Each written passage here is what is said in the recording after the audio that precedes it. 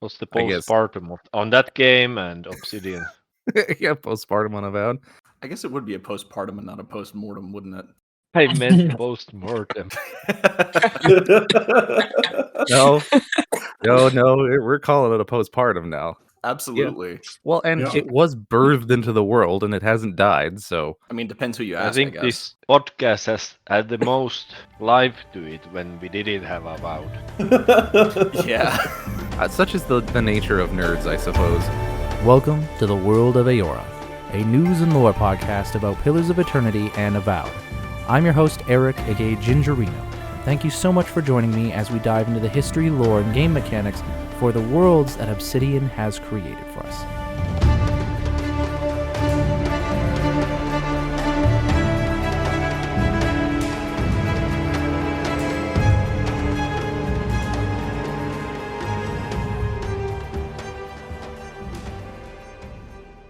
Hello everybody and welcome to another episode of the World of Aora, and this is a special episode in that it's actually the final episode of Avowedcast.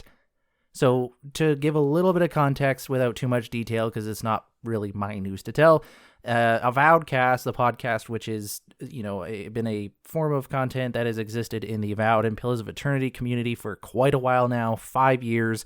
It's been spearheaded by a guy named Tsora, who is a good friend of mine. He has decided to shift some of his priorities right now, and he's focusing his attention on other things like his family and a couple other hobbies, his own personal business and things like that.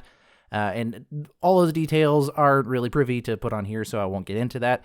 But I'm sure you could try to email him if you wanted to at avowedcast@gmail.com. But he is largely taking a break from a lot of that stuff, so he might not even check the email or reply. But he's taking a step back, and as a result, Avowedcast is no longer really going to be running. At least that's my understanding. Okay, so keep in mind you're getting all this information and news from a third party, so it's not officially announced by him or anything, but. Largely, the show it seems like it's not going to be coming back up again. And so the rest of us decided to do a final hurrah and do an episode together just talking about our experiences in the show of Avowedcast, what it was like to wait for a game that hadn't come out, but do a show and a podcast on it for 5 years, or I guess 4 years, where we didn't actually have the game to play, but we had 2 previous games in the same world to talk about. Now we ended up talking a lot on this episode that you listen to about various other topics, mostly RPG related, and we discuss a little bit here and there about whether or not we want to continue doing a show of some sort. And I think we've largely settled on the idea that we are going to continue to meet up and record the conversations, but we'll have to obviously host the show somewhere else. So if you're a fan of Avowedcast or even just the crew that's on it, then pay attention to whatever pops up otherwise. If I can get a hold of Tsora, maybe he'll post something on the feed for Avowedcast so that you guys can get into it, or I'll post something here and within the community on Reddit and the Discords, etc., etc. But yeah, so this recording of today's World of Aora is actually the final episode of Avowedcast. I hope you enjoy it. If you have any questions, comments, concerns about anything you hear, or Avowedcast in general or anything, feel free to email me, worldofaora@gmail.com. It gets a little bit goofy, and it's a long episode because it might have been our last one together, so we just kind of went for it. Hopefully you enjoy it. Thanks everyone for listening, and enjoy. Half the locals would arrest you for trespassing, and the rest would kill you outright. I'm curious, what exactly did you find there? Welcome to Avowedcast. It's a podcast by fans for fans. We're not affiliated with Obsidian in any way, but if we were, then maybe we would keep this going. I don't know, but yeah. Affiliate us, Obsidian. Affiliate us. There you go. Yeah. Time's if running you out. want us to continue this quality content on your behalf, just reach out. Not to avowedcast@gmail.com. That might not work anymore. But we'll, for those listening, we'll get into that. But yeah. Welcome to defend yourself. Yeah. Gird your loins, as we were first discussing before this episode began. Tsora's not here today. It's me, Gingerino, hosting today's very unique episode. I don't even know if this is going to show up on Avowedcast feed, but we're going to do it anyways. Yeah, I'm here with the rest of the crew. We're going to have a good talk about Avowed and its postpartum, as we've described it. But first, let's go around the table and say what we've been playing. Jed, what have you been up to? I have been doing a lot of shit. I've been playing. Well, honestly, mostly I've been playing Caves of Cud, which has steadily climbed up the list to be among my top 5 games of all time. So fucking good. If you like old school roguelikes, and I mean like real ass roguelikes, as in it is like the game Rogue, like NetHack or Slash 'em or whatever. You have to check it out. It's one of the best games I've ever played. I've also just beat the new Pokemon game and surprisingly had a pretty good time with it. Which that's always nice, going with low expectations and have them kind of blown out of the water. Is that the backwards alphabet one? Yeah. It's like surprisingly well written, which I again was not expecting at all. But hey, I'll take it. I haven't played a Pokemon game since Gold, if I'm being honest. Oh man, wow, yeah. Well, this is like you really don't have to have kept up with the series super much. It helps if you've played like X and Y, I guess, to like get some of the story beats, but the battle system's totally different. Like it's like a real-time battle. Yeah, it's just a good time. I bought it for my nephews too, and we've been like playing it together, and it's kind of nice bonding experience thing. I didn't even know Pokemon games had stories. I thought it was just beat other trainers until you get to the head trainer, and then the game is over. I mean, the story has always been kind of a backseat thing. They're really focusing on it more this time, and I think it's it's kind of cool. It's nice. I like it. Why the Z to A though? I need to know. So there's this citywide tournament that happens, and the ranks go from Z to A, and so it's like the story of you climbing the ranks from Z to A with some. I think it's also just like an excuse because the last game was it takes place in the same like region as XY. Yeah. So they wanted to put like letters. It's like that whole area or region is supposed to be inspired by France. I think it like the has like the map is roughly shaped like France, and then the main city has like an Eiffel Tower like monument, and I think ZA takes place in that city, right? Yes, and if you've ever wanted to, well, no, I won't spoil it. I was gonna tell a really. No, never mind. Cut this part out. Don't worry about it. I was going to say something funny, but I would have to spoil the whole game to say it. So I'm not going to fucking say it because I'm a good boy. This is funnier, and I'm leaving it in. So there we go. Damn it! All right, played myself. Yeah, we don't have our usual editor here, so we'll probably have to leave the uncut, unfiltered Avowedcast edition. Oh, the raw cast.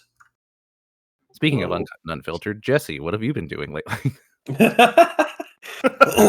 I have been bouncing between several games. I was bouncing between Baldur's Gate 3 and Avowed until I beat Avowed. And I tried to rush to beat my third playthrough of Baldur's Gate 3 before Bloodlines 2 came out, and so I've been playing Bloodlines 2. And I don't hate it. Interesting. It's definitely like the worst possible sequel to Bloodlines. Like it is not a Bloodlines game in any form or fashion. With that said, the combat is fun and the story is very intriguing. I like the way the characters interact with each other and how they interact with the main character. Hate the voice to player character. Hate the fact that there are no side quests, or what side quests you do have basically amount to fetch quests, or go kill this guy in this corner over here on the other side of the city, and then come back. But besides that, it's okay. It's serviceable as like a AA vampire game, and I really do enjoy it. But not what I want. Not what I wanted or expected from the series. I mean, if you enjoyed it, if you are enjoying it, then even if it's not what you were expecting, you're still enjoying it. So that's good. Yeah. I'm hoping Paradox gets enough sales that they're like, let's make Bloodlines 3, but hand it to someone that doesn't make walking simulators. Good luck with that. I'm glad you finished Avowed. It's there's something deeply hilarious to me about you finishing Avowed and then this podcast being like, well, this was fun. Yeah, literally, like a couple of days after I finished it, everyone was like, we're giving it up. It's over. And Sora's like MIA completely, so You should. So I maybe can't you blame should- him for wanting to spend more time with his family. Maybe Well, this is your fault. For who knows? I don't know. Well, I- I, you never know, played yeah. it. Oh. So, okay, Kiwi, you have to go play 5 minutes of it right now. Wait, The you truth you comes never out. played Avowed, Kiwi? No, I didn't want to spend money on that. You said Wow. you said my so many God. things about it. How have you been able to critique it without playing it? The last minute plot twist. Holy shit. Ancestral blood memory. Oh man. I'm gonna be real. Most of the criticisms that can be levied at Avowed, you can see clearly without even having to play it. So That's fair. Yeah, I mean, the game is most of all it's visual and it's audio visual and I can see the videos of that game and that I'll come to my conclusion. That's fair. I mean, if you've played enough decades of video games, you can basically see how the game plays by watching it sometimes. that's true. That's surprising, sitting here on a Avowedcast, he hasn't even played the fucking game. Whatever. I'm just bugging Kiwi. But Kiwi, what have you been up to besides not playing Avowed? Last time I played a video game was probably in the summer when I was playing the Warhammer 40k Rogue Trader. Other than that, I haven't had the time to play video games. I've been too busy with work and I went to university again and I have a new spouse and a child coming. So That's a Well, lot it of doesn't life, like man. my thing's not a game either. So, like, what have you been doing Yeah. to pass the time? Oh yeah, well I've been studying and I've been reading. I've been studying classical studies, classical languages. Noble That's pursuit. cool. No, it's like ancient Greek and Latin. Oh, sweet. My Wow. man's is gonna read the Iliad in the original ancient Greek. Honestly, that Oh, wouldn't I- surprise me. Y'all are a bunch of writing I- nerds on this show. Yeah. One of you I is did a writing little your bit own. of that. There you go. I think two of us are writing our own novels. At least Yep. two of us. Well, two are writing a novel. One's writing their own D&D world. One of you literally teaches about English. I think I can't remember. Yeah, I'm like the least literary gifted person here, so maybe I'm the odd man out. You should get good, man. My own toddler talks better than I do. Awesome. Well, good to hear it, Kiwi. I hope you can get into a game sometime soon, or at least if you're enjoying yourself, then whatever. That's good. I need to update my PC. Okay. It's Well, 11 years old. maybe do that after we're done recording. But yeah, okay. Parenthesis, what's up? So I recently finished the last of the DLC for the Rise of the Golden Idol. That's the I finished the Curse of the Last Reaper DLC. It was great. So just the Rise of the Golden Idol is a deduction game. You have to figure out who is who and who did what when and that sort of thing. And the Curse of the Last Reaper, I really liked it. There was a great homage to Return of the Obra Dinn, which is really the inspiration for the original game, the Case of the Golden Idol. There's a return. There's a few nods to the original game. There are good puzzles, and a surprisingly emotional end for the DLC and Rise as a whole, and maybe even the series. I don't know. They could end it there, and it would be a great bow on the end. Most things are kind of wrapped up. So yeah, I highly recommend both the Rise of the Golden Idol and its DLC. Have an emotional end to a puzzle game like that? That's kind of impressive. Yeah, well, it's all about situation and characters. That's good. I mean, I think you should get a certificate if you complete all that, because I tried playing it and I got to, I can't remember. It was like one of the levels where there was like 5 maps and each map had its own mystery, and then there was an overarching mystery. And Yeah. I want to say that I could have done it, but I am a little bit of a dum-dum, so I just didn't have the time for that. But I love those games, like those things like Obra Dinn you'd mentioned, very, very much in my wheelhouse.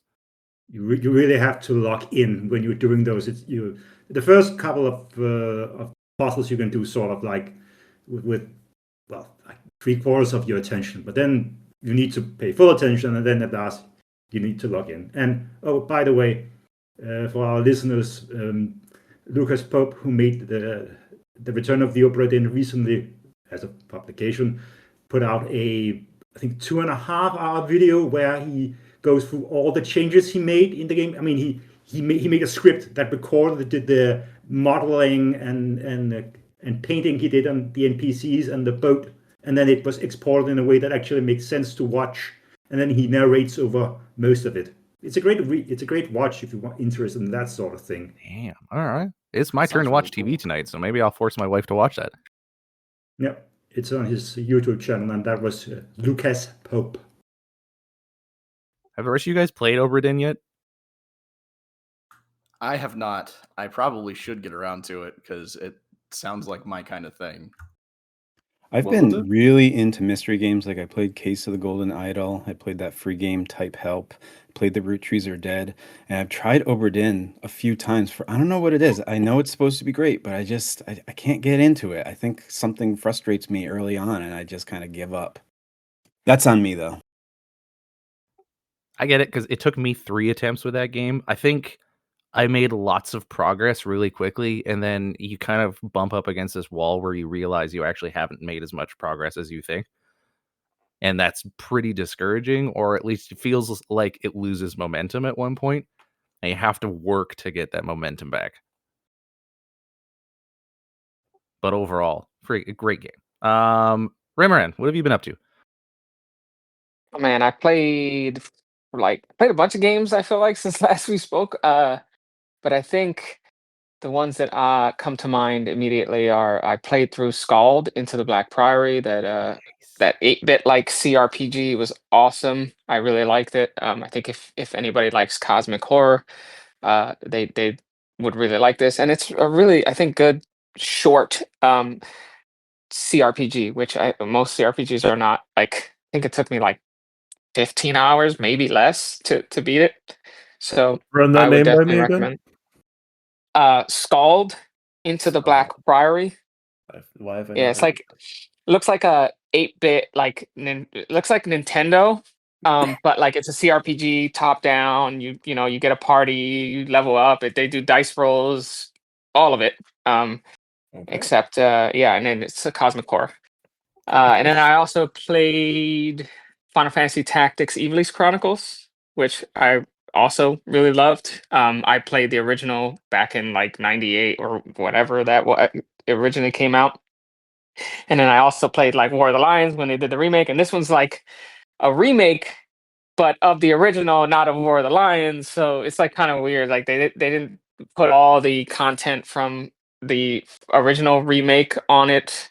But it's like a brand new, completely voiced translation of the original game. So really, really, really good. Yeah, and yeah, and I'm 13 hours into Outer Worlds 2 right now, which I'm really, really liking more than Avowed. That's good to hear. Yeah, it's much better. I think like there are some things I don't like that they did that they took away from the original Outer Worlds, like for example, no supernova difficulty. That sucks. The difficulties are just like higher damage output from your enemies, which is kind of lame in my opinion. Oh yeah, And that it doesn't make them bullet spongy though, does it? I don't think so. I think it's just like you usually have a high, like you have to take away a lot more damage than they do, and so it's either like they one shot you or you one shot them. That's Okay. from what I see. It's not my jam. I might do it if I want to get like all the achievements, but I miss Supernova difficulty because they added like having to eat and having to sleep to heal like wounds and things like that. No fast travel, and this does not do any of that, which Yeah, is a shame. I like that kind of survival mode difficulty Yeah. option. It's just nice The, to, like, the, after you beat the game to have a new challenge to start the game over with rather than grinding through something you've already done but harder, like it added a different element to it. Totally. Yeah. The other thing I noticed is that they may it, and I'm not 100% sure on this, but I feel like they do the same thing that Avowed did, which is when you like I don't think enemies respawn from what I see. I could be wrong, but played 13 hours and I feel like I haven't seen any enemies respawn. And I've mentioned this in our Avowed talks, but that bums me out because it makes the world feel like an amusement park. You Yeah. go by and you see the corpses of the things you've already killed, and you're like, oh, I've already been in this ride on this ride. So I don't like that. But generally speaking, I actually really, really love the game. Like everything that I like, other things that I loved, they turned up, to 11, and it's just a much bigger game than the original Outer Worlds. We could do a whole episode on Outer Worlds too. I think it's really good. Yeah, I've also been playing it, and I love the flaws. They're very funny, but they offer like an interesting take on how Yep. you approach the game. Have you taken any flaws yet? So I'm playing a like running gunner shotgun in your face, don't hide, no sneak. So I took bad knees. Which so what it does is you can move faster while you're crouched, but every time you crouch, it makes like a noise. Like you actually hear, like actually audibly hear the noise, and and it makes a noise that like enemies will hear. So you can't be sneaky because you hear like Oh, that's every time good. which is really funny. But I took that. If you get the deluxe edition, you get like consumerism. I didn't take that, but I thought it was funny. Um, but yeah, there's a bunch of ones that I've been. It's the flaws are much better than the first game because the first game I feel like you take a flaw and you just get a perk, another perk point, which is whatever. But Mm. here there's a positive to the perk, or sorry, to the flaw and a negative. And like for example, I had one where I keep using the same gun, so I had the option to keep using that gun, but if I ever switch guns, I get like a damage reduction. So like Huh. if and I'm not 100% sure, like I'm using the same gun right now, but I'm like, oh, but should I? Because I might actually like a gun. And what if I want a different like damage type? So it's like a actual. Every time I see a flaw come up on screen, I have to like double take, really look at it, and say, do I want this flaw or do I not? Which in the other game, in part one, I just kind of like almost always either didn't take it or just took it because you get an extra perk point. So yeah. It definitely makes you think, and they're very fun. My favorite, I haven't got it yet, is one called Kleptomania, where you how does it work again?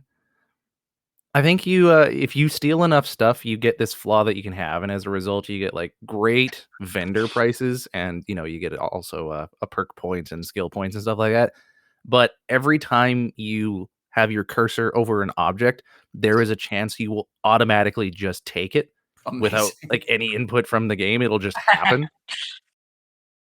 And so, you might be just like hitting around in the bar or someone's house, and you look over at Purple Berry Crunch or whatever the hell they have in this game, and you steal it, and all of a sudden people are like, "Hey, what the hell's going on? What are you doing?" I taking my game?" love Like, that. God.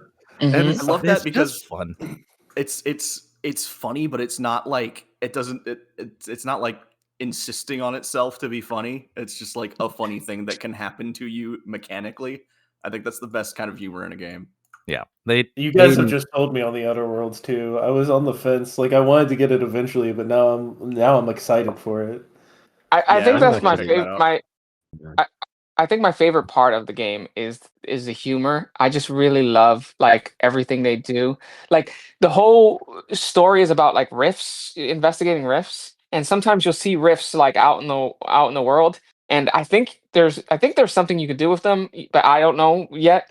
But like if you jump into the rift one time, you actually just die and you get an achievement for doing it, or I walked by a rift and there were two soldiers there, and one of them is like, Gary, don't touch it, and he's like, come on, I just want to touch it, and then he touches it, and then it explodes, and then collapses, and then he's gone, and the guy's like, Gary, and if you talk to him, he says, you saw that I tried to warn him, right?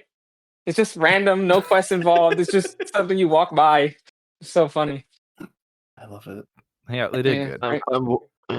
I'm walking a bit on the thread of, trying to decide, this is a very delicate balance. Do I want a game that is really quirky in the way like Obsidian, no, Oblivion, where if you take an item, everybody in the city tries to murder you right away? Or should it then be, if you go to someone's house and you take a banana, it's not like they're gonna reach for the knife. They're gonna probably ask you something or talk to you, or they might, turn the blind eye and just take the banana here. Well, we can't make I'm it too thinking, realistic, right? Like every time you walk into a house, you can't. Someone's not gonna be like, "Excuse me, sir, what are you doing here? Excuse me," I because mean, that's all you do in those games. yeah, but I could see designing around that though. But I think a middle ground approach is pretty good. I do. And the same is for when you come into contact with, hostile NPCs. Even if someone doesn't really like you or wants to murder you, they're not gonna do it immediately. Oh yeah, 100%. Like that's not how it would actually work. But I mean, I guess it depends on what a game thinks that it is. Like if a game knows that it's supposed to be a quirky game where you're engaging in combat for no good reason, then leaning into it, I think is good. But yeah, if you're going for crazy realism, I don't think you would want to play the Outer Worlds 2. I gotta say, some places in the United States, I feel like if you just walked into someone's house like you do in a game and took a banana, then you would likely be shot, and they would probably get away with it too. I think that's true. And so if the Outer Worlds takes place in like Space America, which it kind of sort of does, like. Well, it depends on which one. Well, I was gonna say, Halcyon is very consumer, capitalism, and Arcadia, the new place, is a dictatorship. So could be either, depending on the time. Oh my I don't know. god! Yeah, the Protectorate. They did it. Which, by the way, and this is like because I feel like we're talking about Outer Worlds too much, but I do want to say that I do love the that kind of dynamic where Auntie's Choice, the corporation from Halcyon, came to the Protectorate Arcadia and is like taking over, and that kind of dynamic of like which is better, their dictatorship or this like hyper capitalist state is hilarious. Like I walked by a fisherman who used to be Arcadia, used to be part of this dictatorship, and it's like, oh, this is not bad. They told me I could be either a fisherman or something else, and then they said, oh, I have even time, like free time, 2 days a year. They call it vacation, and it's just so silly. It's just too silly. I love that game. Anyway, we could probably talk a lot about it, so we'll probably have to move on. But I'm interested in they're both very bad options in terms of who to support. But yeah. Before we get too deep into anything Outer Worlds, let's get Centergraphs. What have you been up to? So since like probably August, I've been delving into mostly exclusively horror stuff, as like books, TV, movies, and games. And the one I'm playing now is, I think it's a solo developer, did Labyrinth of the Demon King. It's a game that's very based on like the old Kingsfield games, and has that same like aesthetic, like the same kinds of graphics from an old PlayStation game, but you're just wandering through these hallways. The combat can be pretty brutal at times. There have been a few jump scares where I literally jump, and they're not like the kind of jump scares that are scripted. It's totally organic. It's like something was there that just showed up behind me and I just didn't know it was there. And he just did a really good job putting the scares in the game, making it a fun game to play, but still kind of grueling at the same time. And like the best way I could describe it is a cross between like the old Kingsfield games, which I haven't played, I've only seen videos on them, and the original Silent Hill game, which I have played. think Man, I think I saw a review of this. I think Majular on YouTube might have done Yep. one. And it's King's Like video at the end. I think. Yeah. It looked pretty fucking cool. That's where I heard about it, and I was like, okay, I got to get this game. I feel like a name like Labyrinth of the Demon King. That's like an automatic purchase for a large group of us kind of people.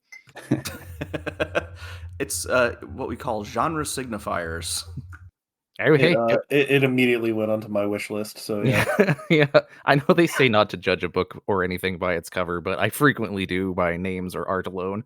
And you know what? It works out for me. So I mean, the environment feels like Kinshi first-person horror coded. Yeah, that's a good way to put it. And it's like, I think full price it's $20, but right now you can get it for 15. So why the jump into horror centigraphs? What happened there?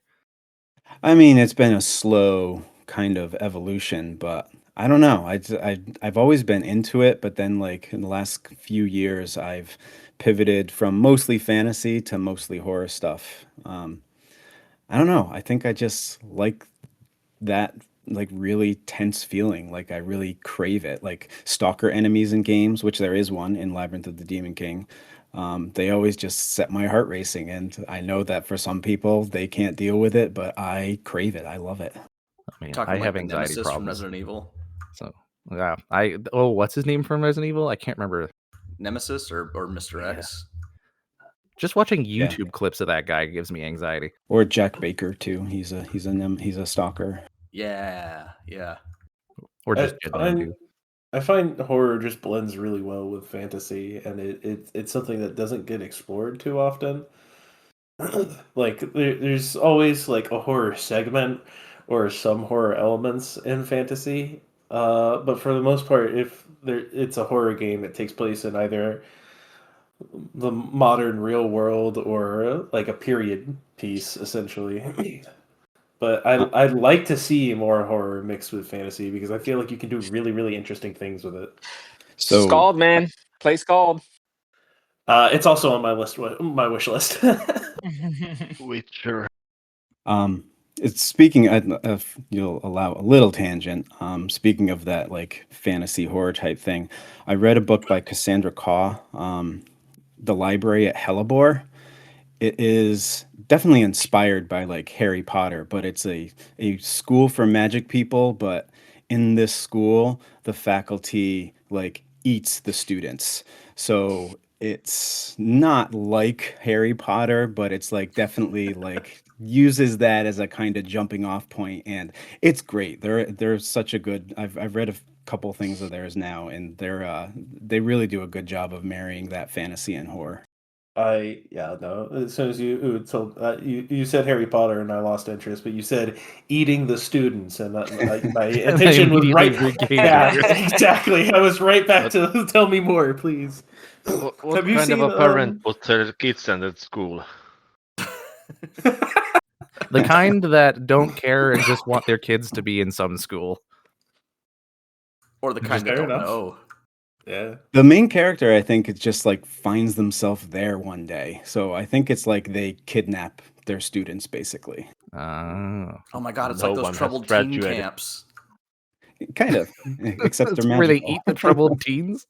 I mean, shit, they might as well. They do everything else to them. Wow. Have you this is a little off topic, but have you ever seen a movie called Bone Tomahawk?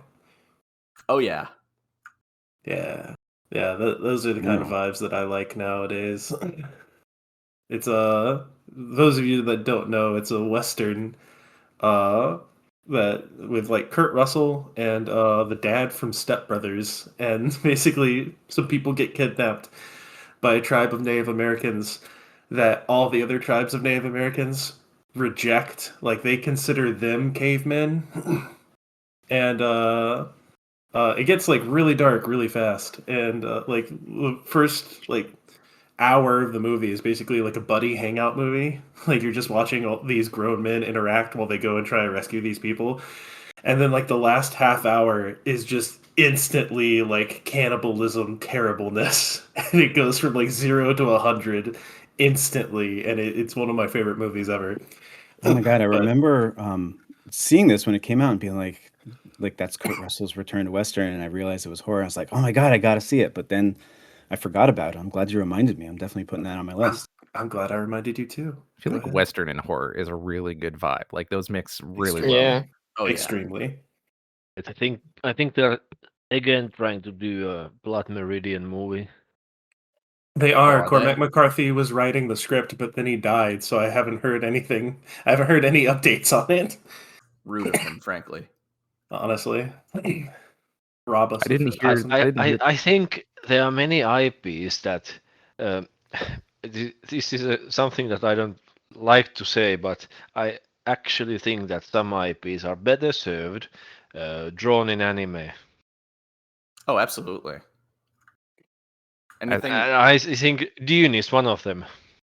Yeah, I think I would totally be down for that, because anything that requires basically just like constructing an entire world, you're always going to get more bang for your buck out of animation than trying to do it through like CG and like all this shit. Like it's just easier to realize big high concept scenes through animation. I think anime specifically takes good advantage of the medium. Oh Yeah. yeah. My wife recently wanted to get into anime, and one of our first, I don't know why this was one of our first choices, but we're watching Dan of all things. Oh yeah. Which, if you haven't watched Dan, to you listeners out there, a fair warning: the first couple episodes are incredibly odd and a little bit off-putting. The rest of the episodes are also odd and very off-putting, but by episode 3, you're kind of used to it. You know, like when you get used to the feeling of a hot tub being hot. Okay, that's an interesting way to put it. Yeah, I get what you're saying. My first sojourn into anime was Ergo Proxy. Which, man. yeah, heavy themes of existentialism and what it means to be a person and stuff like that. I was looking for something post-apocalyptic, and I got Philosophy, the anime, and that turned me off for a little bit. Though I did enjoy what parts of the show that I understood as like a 15-year-old. So yeah, for that to be your first anime, that's like. I basically just watched the what's the Evangelion. It's That's also pretty existential. hardcore first anime. I think Yeah, mine was like it's- Pokemon. I mean, are we counting Pokemon? It's I mean, anime. the show, Yeah, that's anime. I think so. It's also got I'm existential dread. just saying that most people encounter Pokemon when they're like young, and then they like kind of move on from the genre. Oh yeah, or Dragon Ball Z. Any of those shonens, maybe. Yu-Gi-Oh.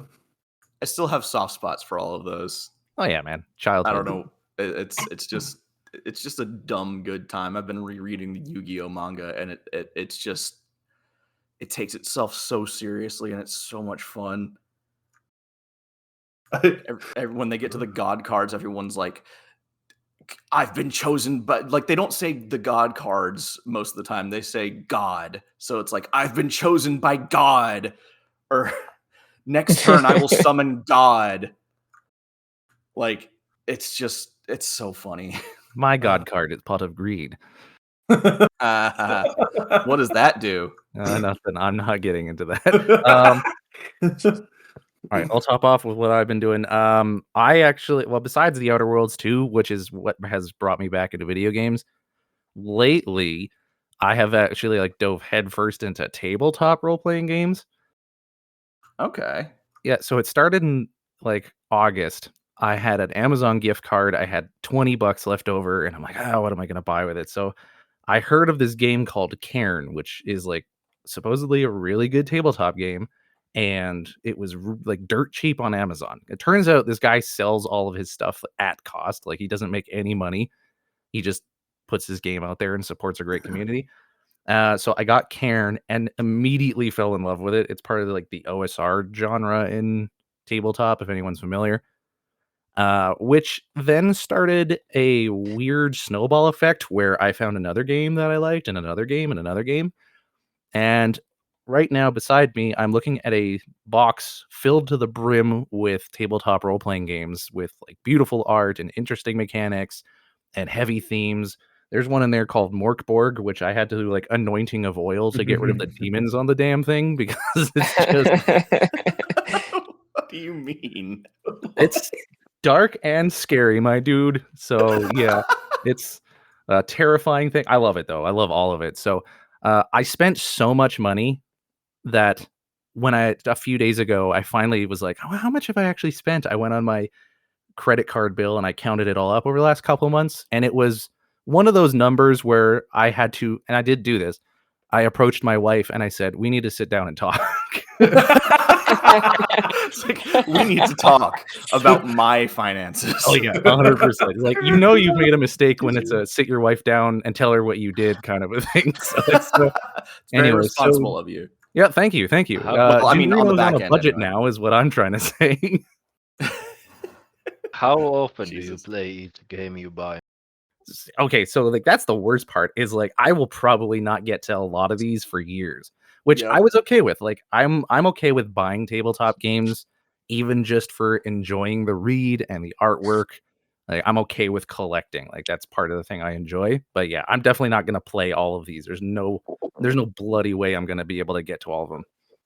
100%. I do the same exact thing. I have like the Star Trek tabletop RPG book, which I read, but I have no intention of ever playing. But I just love I love the idea of like systematizing like an idea. You know what I mean?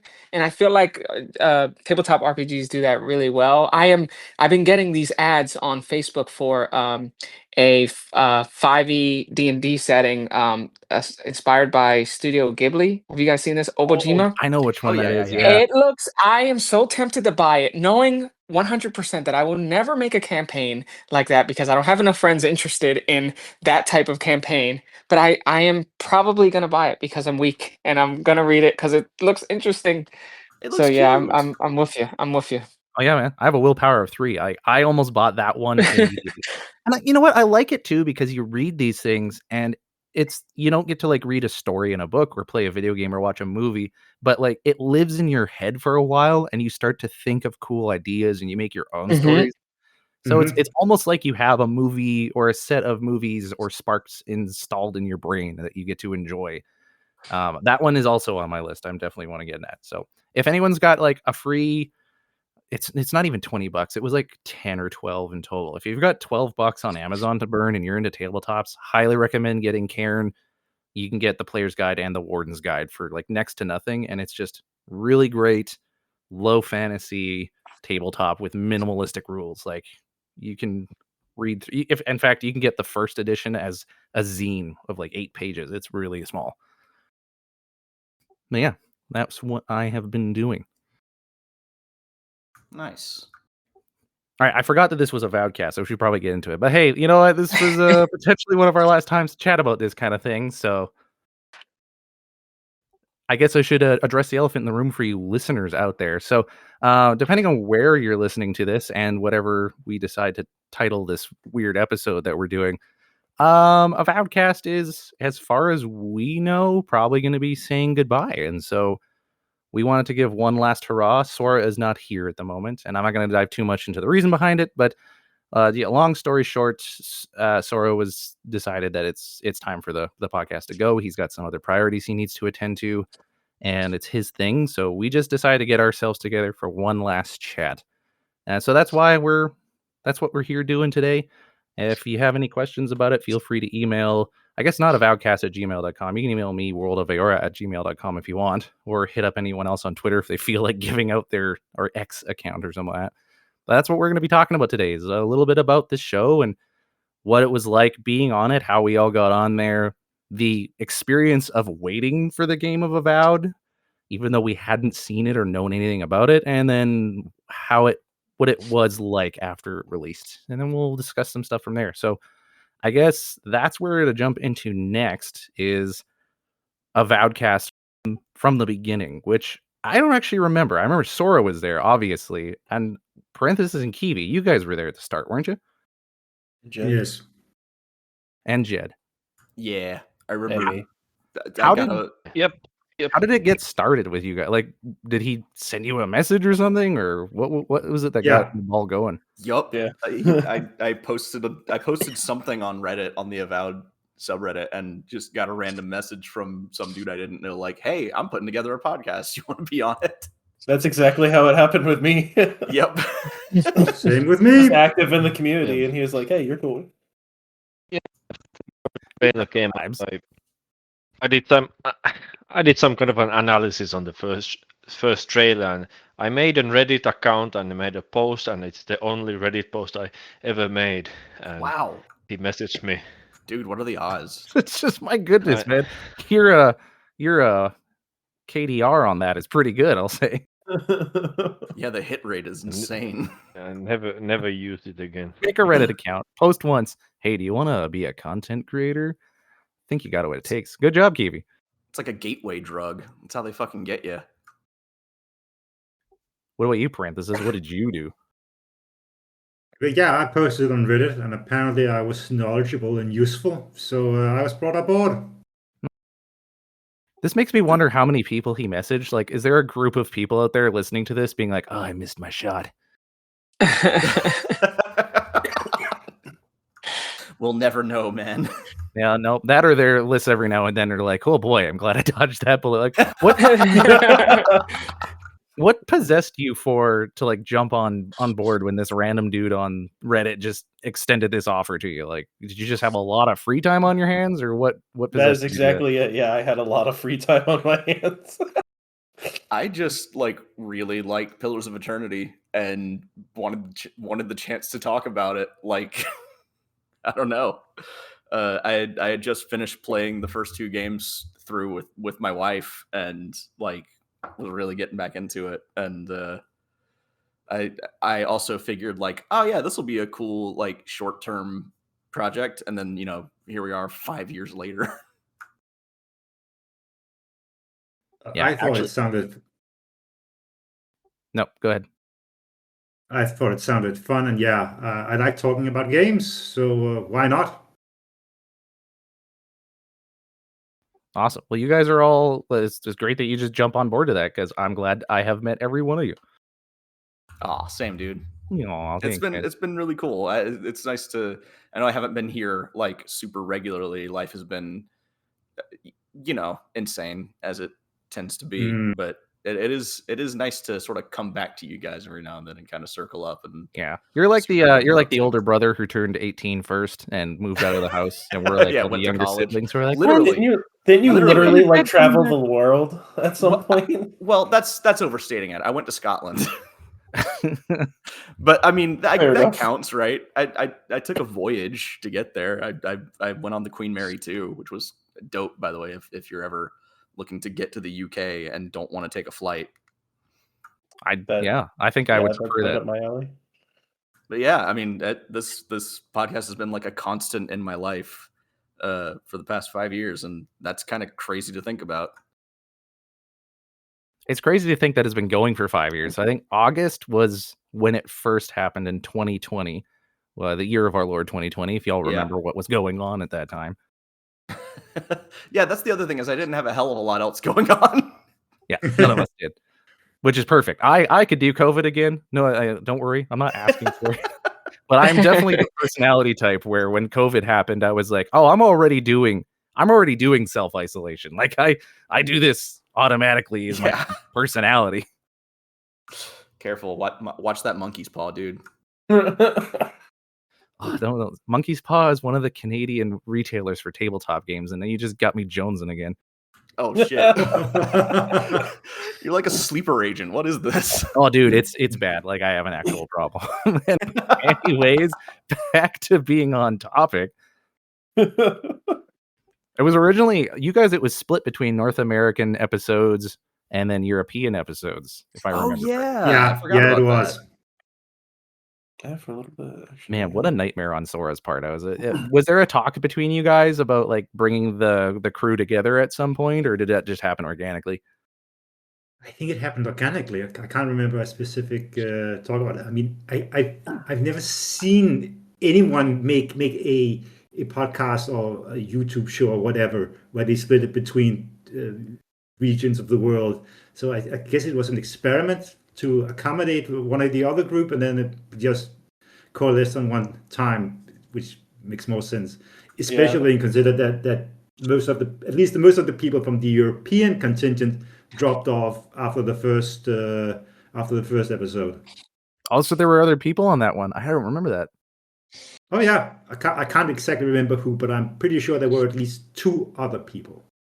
I think we all like get together for an Xbox showcase or something, and then just sort of decide to like braid together the 2 groups after that. I think so. Yeah. Well, it it goes episode 1, Avowed trailer, North American view. Episode 2, Avowed trailer, European view, and then episode 3 is Europe and America to discuss. Oh, shit. Okay, well, the rumors. So it did not last very long. No, indeed. I don't blame him. That would have been such a pain in the ass. But yeah, that was right around the time where Microsoft bought Bethesda. So that was around the time when this whole podcast got started. And you know what's really crazy? And no one will ever believe me. There is an episode that Tsora and I recorded because no one else could make it. I'm sorry, my dog is making a lot of noise in the background. But we were talking about Game Pass and how it could change the industry, and I specifically mentioned that there is no way I was really going to care about Game Pass unless they like purchased a big studio that made games I specifically liked. And one of those I mentioned was Bethesda, and then literally like 2 days later they announced they got bought by Microsoft. We're listening. Yeah, it very much felt like it. It very much felt like it. So this is your fault, is what you're saying.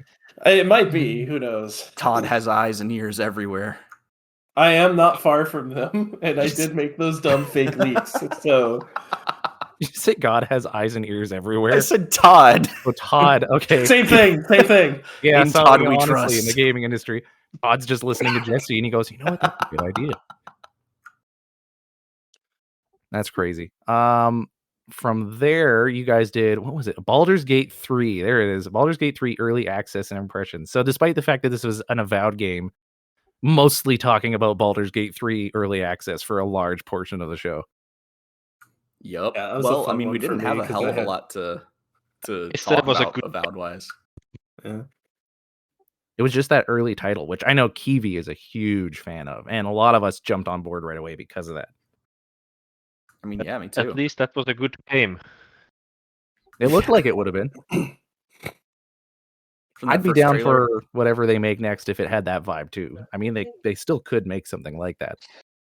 Well, I don't know. It was supposed to be multiplayer, which is kind of like not my jam. So I don't know what it would. not I mean, just the are we talking vibes about that the the? trailer had alone. Yeah, the vibes definitely. Like I like the kind of darker vibes of maybe PoE 1, but like PoE 2 kind of had it too, though obviously a lot more colorful archipelago type thing. But I remember seeing that trailer and looking for something, like looking for people talking about it and finding Avowedcast.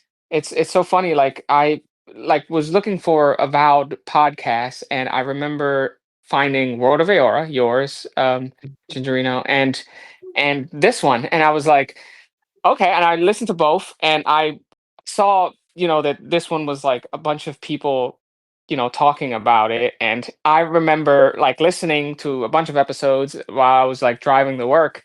And I would be like, "Oh no, I don't agree with this," or I agree with this," but like I feel like you should elaborate a little more on this. You know what I mean? Like talking about, and I emailed Tsora. So I actually had the kind of opposite experience. I emailed Tsora, and I just looked through my emails to check, and this was October of 2021.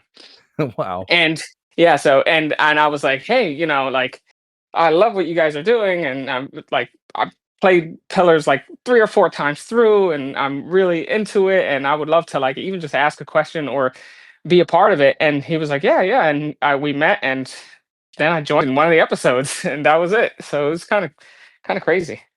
I Somehow remember never that. I realized you remember being like, volunteered. "Hey guys, anyone listening? You can just be a listener and jump on the show." And Ramaran's a great example of that. Like he just became a cornerstone of this entire podcast.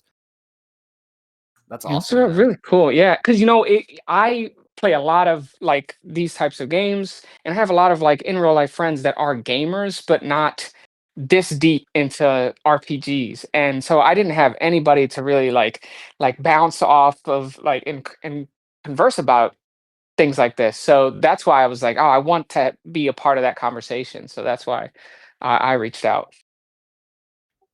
I understand that. Like, I've had the same experience with Avowedcast where it's just like this has been my outlet for actually talking about things that I find interesting. And so every time Sora's like, "Oh, sorry guys, we went a little longer than we wanted," and I would always be like, "No, man, like we could do this for another hour. I'd be fine, personally speaking." Yeah, I'm kind of the same way, honestly. I can't shut up about it, you know. That's good. I mean, when you're passionate about something, it's always great to have people to talk to. It's like when you find that one friend at work who's also into the weird niche thing that you're all also into, then you share a look with each other, like, "Oh, you too," and weird sparkly music happens in the background. Not even really an exaggeration. That is very true. Yeah. Yeah, honestly, I found a guy at my workplace, which is like very, I'll say conservative, but not in a negative sense, just like in a very like cultural sense. They all have like they like the same kind of music and they like the same kind of subcultures and things like that. And I have found one dude at the opposite who likes heavy metal, which is my favorite music. And we had that moment where we're like, "Oh, you're my people," like we just gravitate towards each other. What So gave it away? Long hair, the black clothes. Piercings. Boy. Remember you jumped in. You said 2021. Oh, that was around the time of the leaked information. What was that? The Windows Central leaks that Jez Corden dropped out. I think so. It was, man, I don't remember. Like if you would have asked me before I looked it up, how long ago that was, I would have been like a couple years ago. Yeah, doesn't feel like 4 years It ago. does not feel like 4 years. So I don't know what we were talking about back then. It feels like such because like we do maybe like an episode a month or so. So it feels like I don't know. It felt so smooth. It never felt like I never before an episode thought I don't feel like doing this. It's more like every time I was like, what should I talk about? I know there's this I want to talk about. I don't want to talk too much because everyone else should have a turn. You know what I mean? So I was always excited. So it always felt I don't know, natural. That's good. It was right around the time when Sora started becoming a little more unhinged too, so that made it more entertaining. Jez Corden really put like I don't know what it was, but that was the first time I heard him call him a fourth grader or something, and I was like, "Oh wow, this just got very interesting for the listener." That's how I'm going to describe it. But it was good because we kind of had that split of I think like you and me, Remoran, we definitely had a lot of similar views, and then Kiwi parenthesis and. Well, I get Kiwi and Tsora were a little more extreme. Parenthesis, you've always been like the grounded point in this entire podcast. Yeah. It was really interesting to see hear that to Tsora and to me, Vodica is the favorite god. Yeah, the episode before Ramaran jumped in was all about Vodica. Oh yeah. Yeah, she got her own episode. But yeah, you two have always been on the Must have been a good episode, yeah. What now? I have always been perplexed by it. Like, what is your guys' obsession with Vodica? That's right, no answer. Something this important has to be pondered. You're right. You're like, think carefully. They're just really into strangulation, maybe. Yeah, he's trying really hard to not say "Dommy Mommy." Just say it, man. I think it's because she represents the one faction amongst the gods on the metaphysical reality of things, how things should be. There are also those neutral gods, but then there's also the this golden guy, the Jesus kind of god who wanted to break things up, and I didn't agree with that.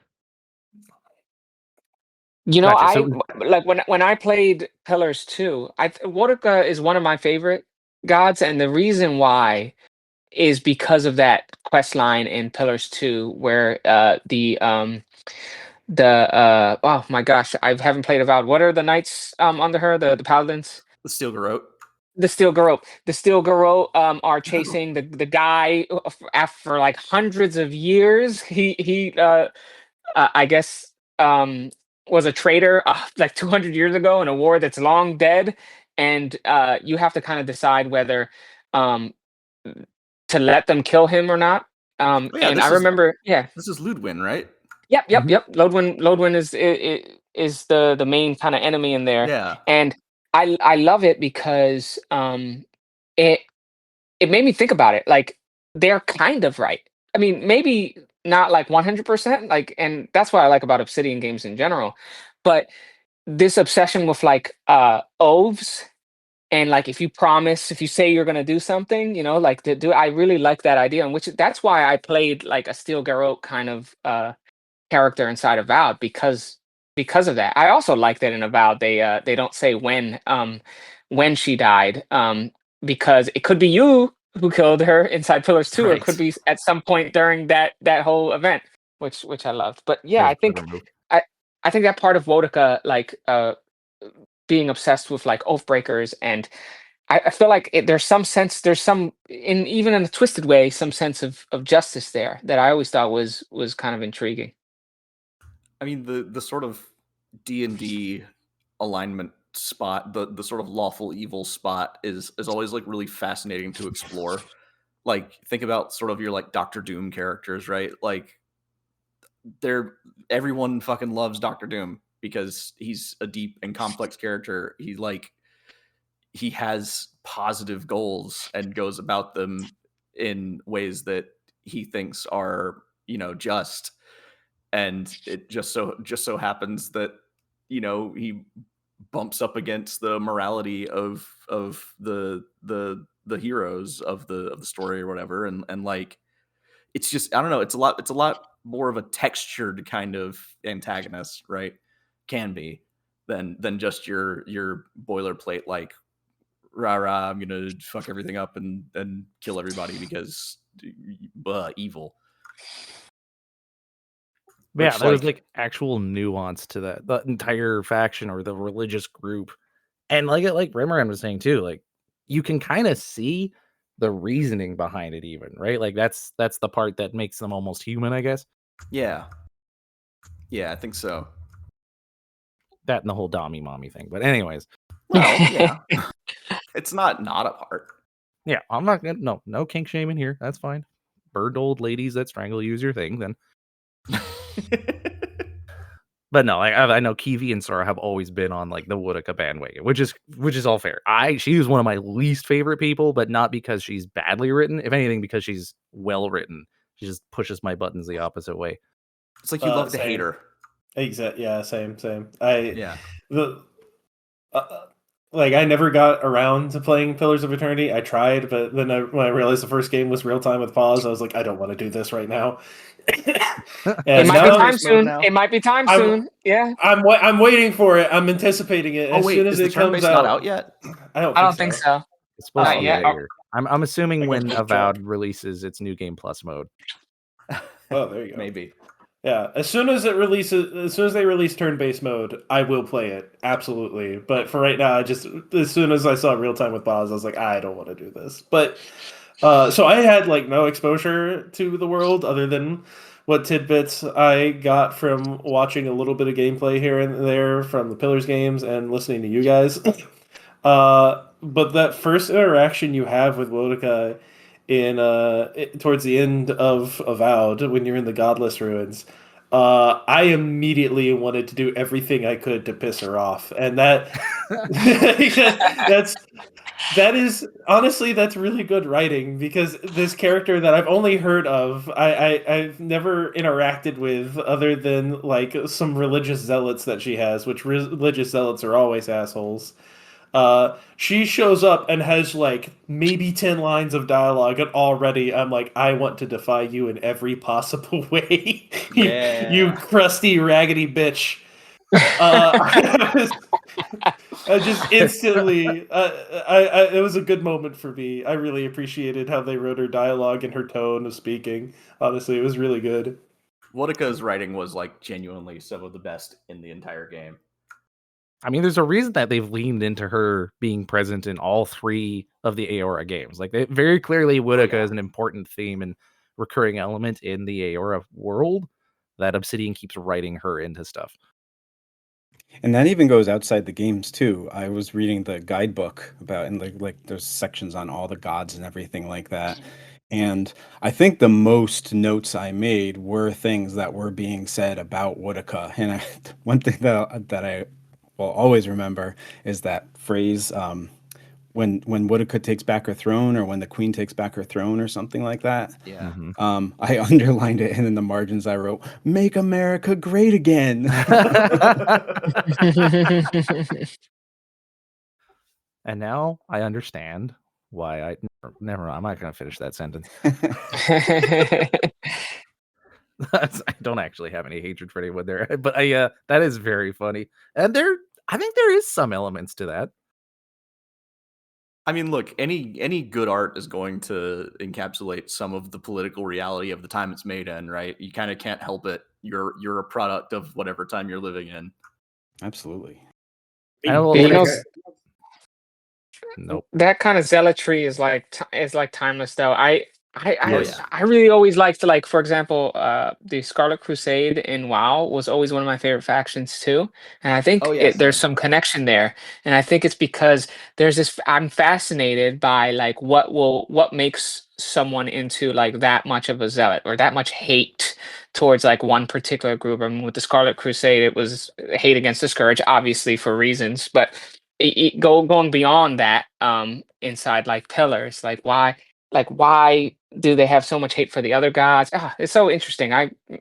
This is why I'm gonna play any Obsidian game that comes out, because I feel like it always asks interesting questions. Even Outer Worlds 2. I know a lot of people don't like Outer Worlds as much as the Pillars universe, but I think if you get past the silliness, those games actually ask similar questions, or questions that are similarly interesting. Yeah, there's this like anthropological approach to all of Obsidian's games that I really appreciate, where it's like we're actually sort of examining a society rather than just kind of like passively, existing in it. And I think that's what keeps bringing me back. Parenthesis, when you played Pillars of Eternity, like, did you have any reaction to Wodaka as like the element in the story, or was it neutral for you? I mean, she's an interesting character in that she is at least partially right. I mean, at least I think she's partially right. There is a certain need for norms and order, but and she's an easy character to write as an antagonist, and to be antagonistic because she is not holier than thou, but just bow down peasant and do as I say in her overall demeanor. But she's also I mean, when you begin to talk to her in the second game on one of the God Skype conferences, she's actually fairly approachable, because I mean she just thinks she's right, and she will gladly, and since you've proven yourself to be an exceptional individual, explain why exactly, because she know you will not change her mind. So why shouldn't she tell you what she feels, you insignificant insect? I mean, she is basically just an embodiment of the concept of hierarchy, right? Yeah. Yeah, honestly, and she's honest about it. Absolutely. Yes. I think that authenticity is really what I think a lot of people can be attracted to in that sense, like as a character especially, but even ideals.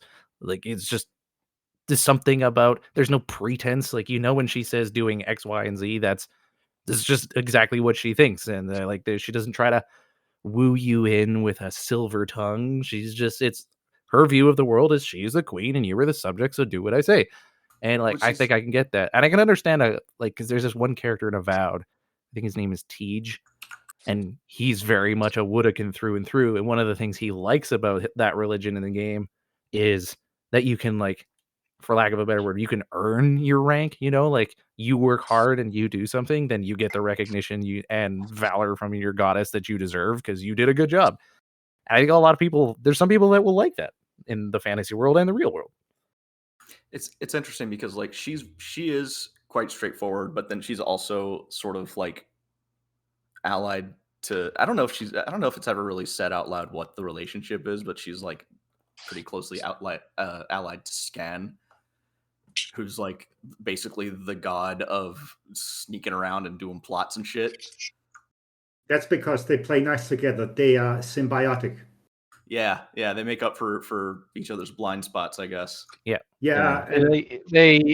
They are complementary Mm. because Yeah. Scan is one of the secretly hating your masters and plotting, but kinda maybe never actually doing it. It enforces the status quo in such a way it gives the lower classes some kind of agency, at least in like an internal uh, um, freedom, but not actual.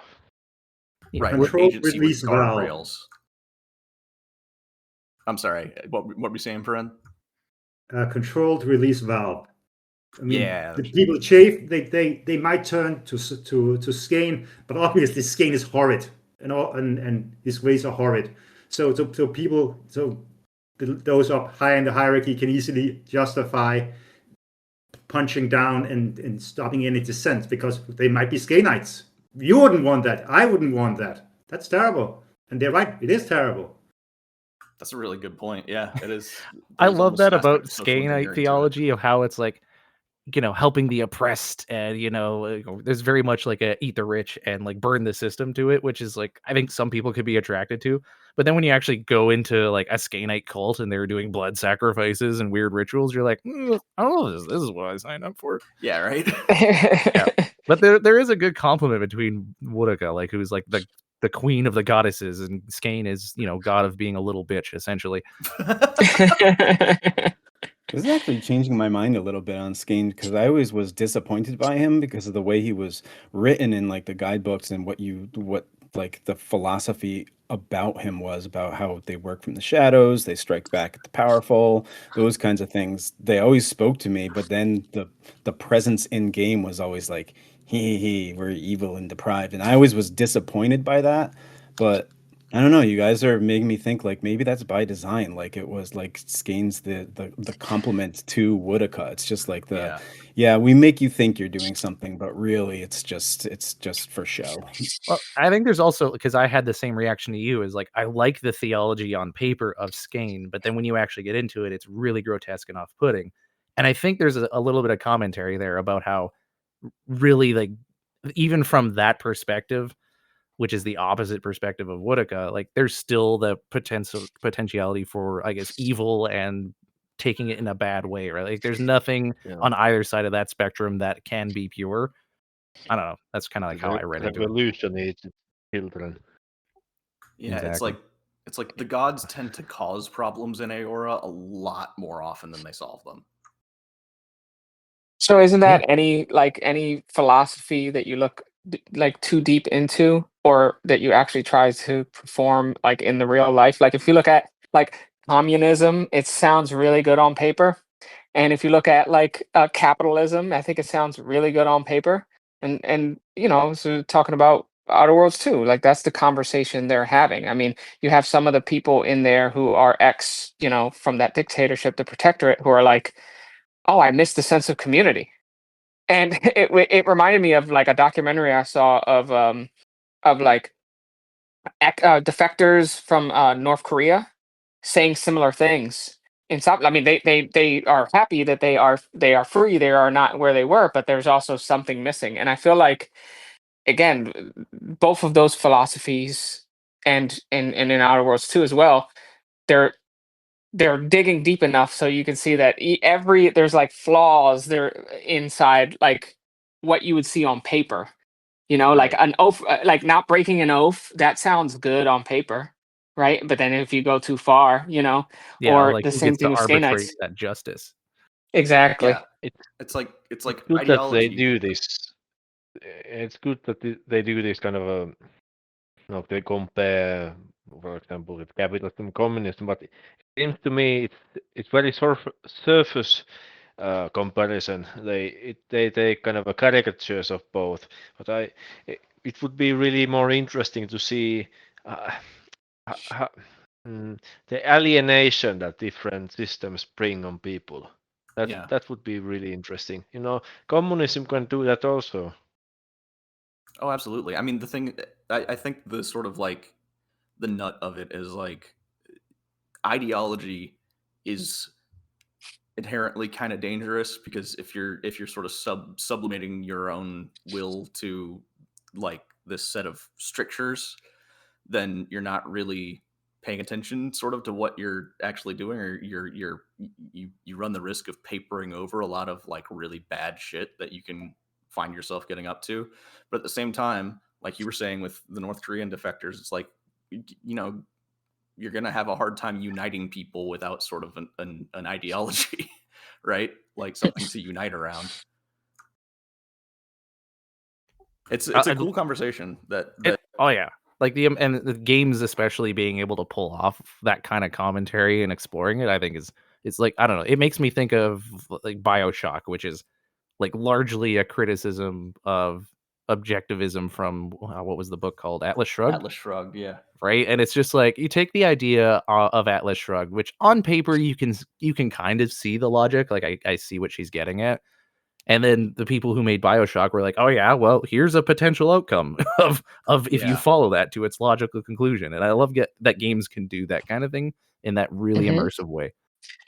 That's why I like the caricature, though. Like, I know we talk, Kiwi, you were saying like you don't like that it's like a character of itself, but I feel like what games can do is make it like exaggerate it to such an extreme, that the flaws are like pop out, and like the kind of ridiculous of like specific ideas, of both, of even like capitalism, or I mean, it doesn't matter. Any philosophy will poke out even more, which I think is cool and something you can only do, in that type of medium. Um, and then especially in games where you can be a part of these factions, you are in the world, as opposed to like media where you're watching, or reading, so that you can like live in that world and see those flaws. It's pretty cool. Yeah, that's kind of what good fiction does to me. It's like it takes any concept, any system like that, and sort of heightens the peaks and deepens the troughs. You know, so you can sort of see the texture of it a little bit better. That's sort of the function sure, of but good fiction, I think. yeah, sure, it could be done that way. But I don't think this is how it is in the outer world. Like, what I mean is that when you do a criticism of something, it has to be smart. Oh yeah. These outer worlds is not like it's not something. Okay, if you take something to an extreme, it should be believable that there was a sequence of things that ended up here, instead of just painting some kind of dystopic society that couldn't operate at all. Yeah, actually, oh my, we could have a whole episode on this, but if you like, I would encourage you to play the game and read all of the read everything, and so that you know exactly, like, there's a reason why Halcyon became Halcyon, and there's a reason why it's not going to work, and it's not a believable society even in their world. Like the whole first game, I mean, I don't want to spoiler alert a game that came out like 6 years ago. I don't know. The whole concept of the game is this isn't sustainable, and they are like the leaders high up are trying to figure out a way to be sustainable, and they're not telling the people lower in the lower rung, that it's not sustainable, but they're trying to, you see what I'm saying? There's like that conversation in that game, but you have to play the game to really see that, because And if you just look at the videos of the game, then it looks silly. But yeah, yeah, there's a lot of nuance in it if you actually like look for it. You have to dig And a little bit, but yeah. yeah, and I find that the most realistic part of the Outer Worlds, because that's what capitalism does. It's just profit over people over and over and over again until suddenly the reality of what they've been doing starts to bite them in the ass, and they say, "Oh, if we don't put the people first now, then we're not going to have any profit ever." They wait until the absolute last second to start fixing things. They wait until everyone has lead in their blood to be like, "All right, lead in gasoline is bad. Let's not do that anymore." That's Outer Worlds 1, It's only basically. now that it's only now that we have microplastics in our balls that everyone's like, maybe plastic everything isn't the best. So I mean, that's the most believable part of the Outer Worlds for me. Everyone is starving to death, and all these companies are scrambling to fix the food problem, and they have no idea how. I get this is a rare moment where I think I'm actually a little more aligned with Kiwi in this case, which I suppose signifies the true end of this podcast. But like I kind of get it what he's saying though, right? Because I think of the Outer Worlds almost like one of those political cartoons, like single panel political cartoons, where like the fat man is labeled this, and there's buckets of water being poured into him, but only drips going into the people, which are these anyway. Like it's very much, there's a lot of caricatureness to it, and it has its place, right? Like political cartoons are very good at getting this big idea across in a humorous way that people kind of understand what's going on. But at the same time, it loses a lot of that context of like what goes on behind the scenes and like how markets actually work or how politics actually work, and you lose that. And I don't think the Outer Worlds is trying to be that, in all fairness. Like, at least that's what I mean, from what I see. I think Outer Worlds knows what it is. It is a very funny satire of this, and it has a lot to say, but I think you really got to read between the lines if you're going to try to do that. Oh yeah, absolutely. You gotta at least read all the lore books and such. And Yeah, read the lore books, and I think you see more. It's more obvious what they're doing in Outer Worlds too, because there's something to contrast. Versus in the first one, you live in this like capitalist society, over capitalist society, whereas in the second one, it's a capitalist invasion of that dictatorship. So you see both sides. I love that you see like some people who were part of the dictatorship are thriving because they're like, oh, now my contributions are like they mean something. And then you see other people who, like I said, miss that sense of community, miss never, for them at least, never having to worry about their neighbor trying to step over them. But it's interesting. I like Outer Worlds, but obviously I like Outer Worlds, but I can see why some people wouldn't. Yeah, to each their own, and it's good for Disc. Sandergraphs, did you ever play Outer Worlds, or is that very much any of your thing? Do you think you'll try the second one? I will probably try the second one at some point. I'm gonna wait for the price to go down. I did play the first one. I enjoyed it. I will say I was not a huge fan of the Outer Worlds 2 marketing, and then that whole thing with Microsoft and Israel, and I just really Oh don't want yeah, to give money to Microsoft right now, so I'm stepping back from that. totally fair. Bad timing, I totally. suppose. Yeah. Some games that I'm like wanting to happen is like, first, any game that Josh Sawyer is directing that, but might take a long time. Another one, I'm giving Todd one more chance with Elder Scrolls 6. Giving one more chance to him. After that, I'm quit. What else? Oh, and Chris Avalon is working on with some studio on some game. Oh Ooh. yeah, do you know Other what game? than Maybe that'll be the next evolution of this podcast. I posted it. I posted it somewhere. I made a post in this Discord, I think, but now I don't find it. I And vaguely then, remember that. okay, last one. And then Warhammer 40k Dark Heresy. There's no other good games, guys. There's only those ones. Pack it up. That's good. That means I don't have a lot I have to play. I just play these ones on repeat over and over Bro again. says there's no good games and still hasn't played Dread Delusion. Just saying. Oh man, I do actually want to play that. I tried. I think I need to. It's go like back to that. $20, guys. It's worth every penny. I tried playing it It's on not Steam about the Deck. money. It is simply about actually going through and like putting the time into it. Yeah, that's fair. Yeah. I tried playing it on Steam Deck, but something I think it was like the turn speed was like glacially slow, and I couldn't figure out how to increase it. I need to go back to it. So that was, man, what a tangent that brought us upon, because I was gonna ask Cindergraph when he came on the podcast next. I don't remember anymore where we were on that track.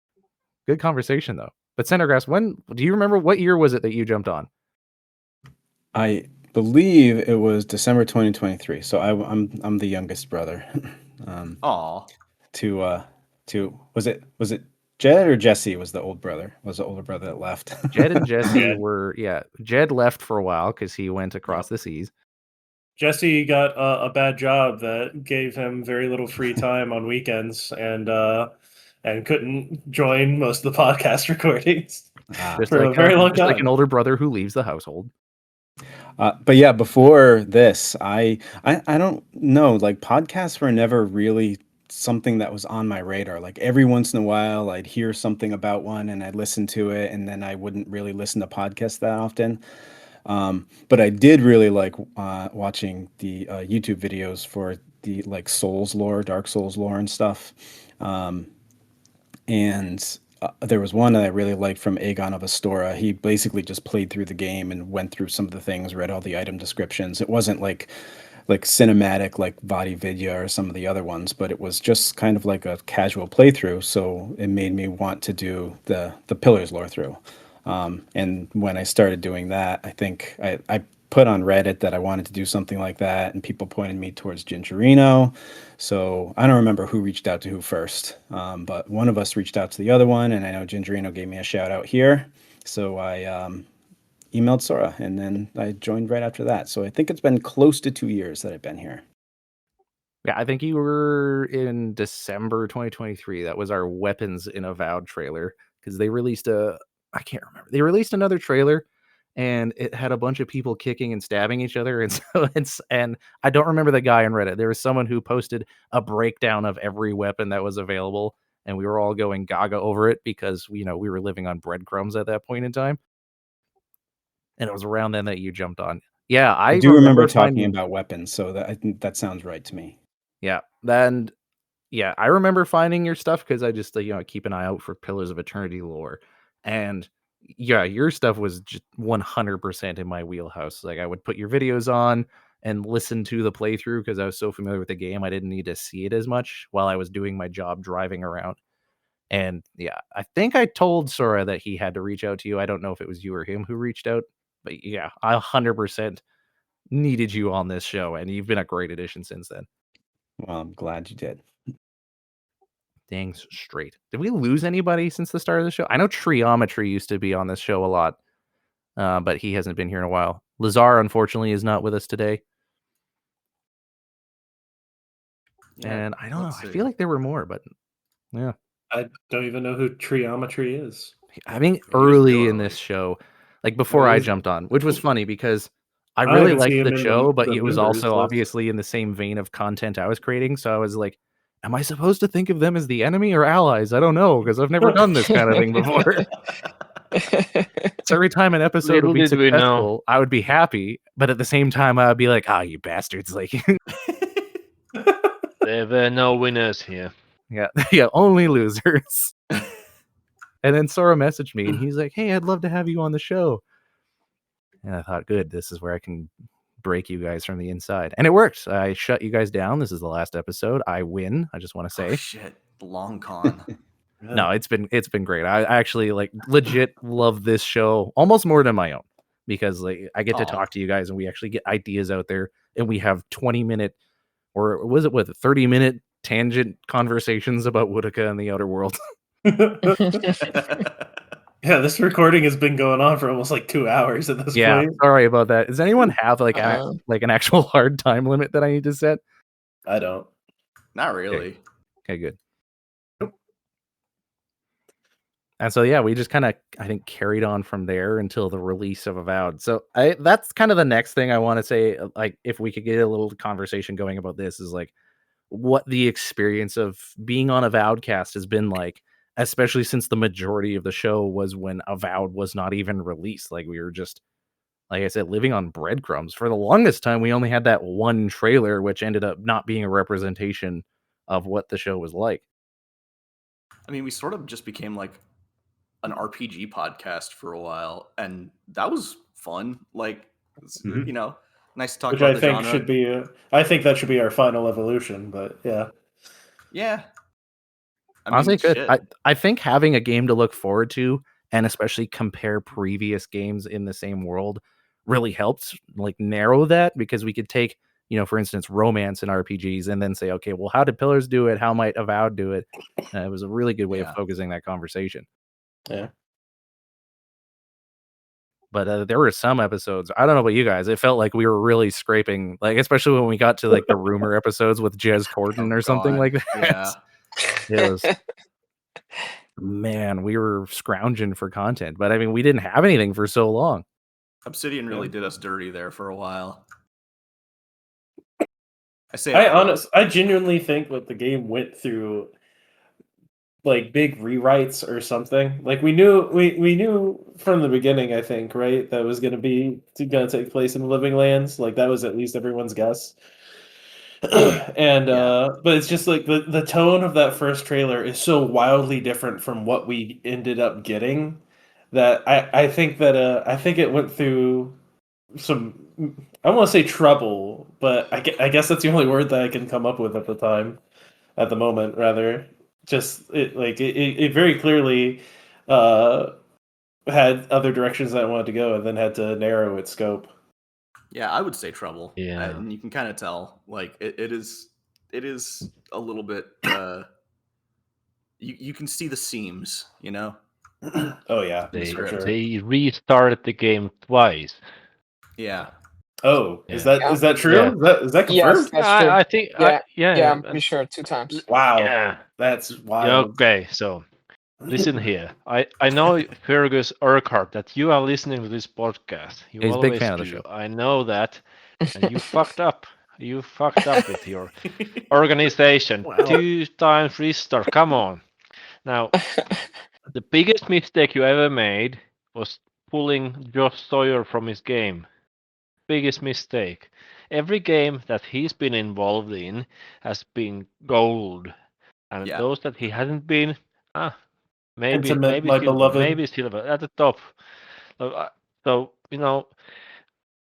gaming industry, RPG industry, they need to look at that one guy who spends way too much time bicycling and making drinks. I'll co-sign this statement. There I'll has to co-sign be this. someone to direct the vision. Yeah.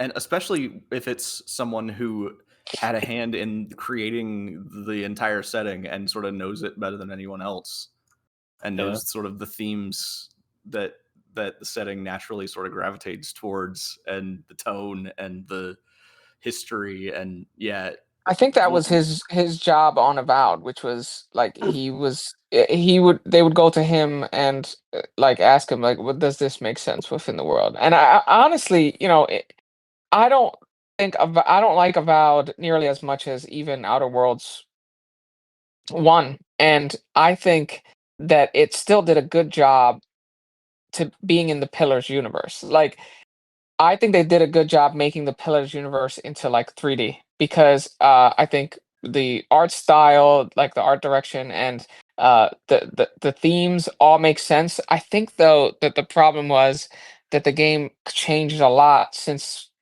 it was first shown, and I think going back to what we were talking about, it kind of shaped our conversation on it, where we were making all these guesses and making all these kind of predictions really on what we saw in the original trailer, and not what it like. A lot of us were wrong, right? Because we didn't see what the game actually was until much closer to the release date. So I think that was interesting. Oh yeah, I remember they- poring over they- every detail of that trailer and ended up being wrong on so many things. Like Oh, the 2 moons in the sky meant that it had to happen during a lover's tide, and it's only occurred 3 times in the history, so it's going to be at this point in time, and blah blah blah. Well, actually, that got me thinking just now. I've played through the game, and it's been a while since I played, so I can't say this for sure. Maybe I knew this back then, but not now. Maybe I forgot. But why is the game called Avowed?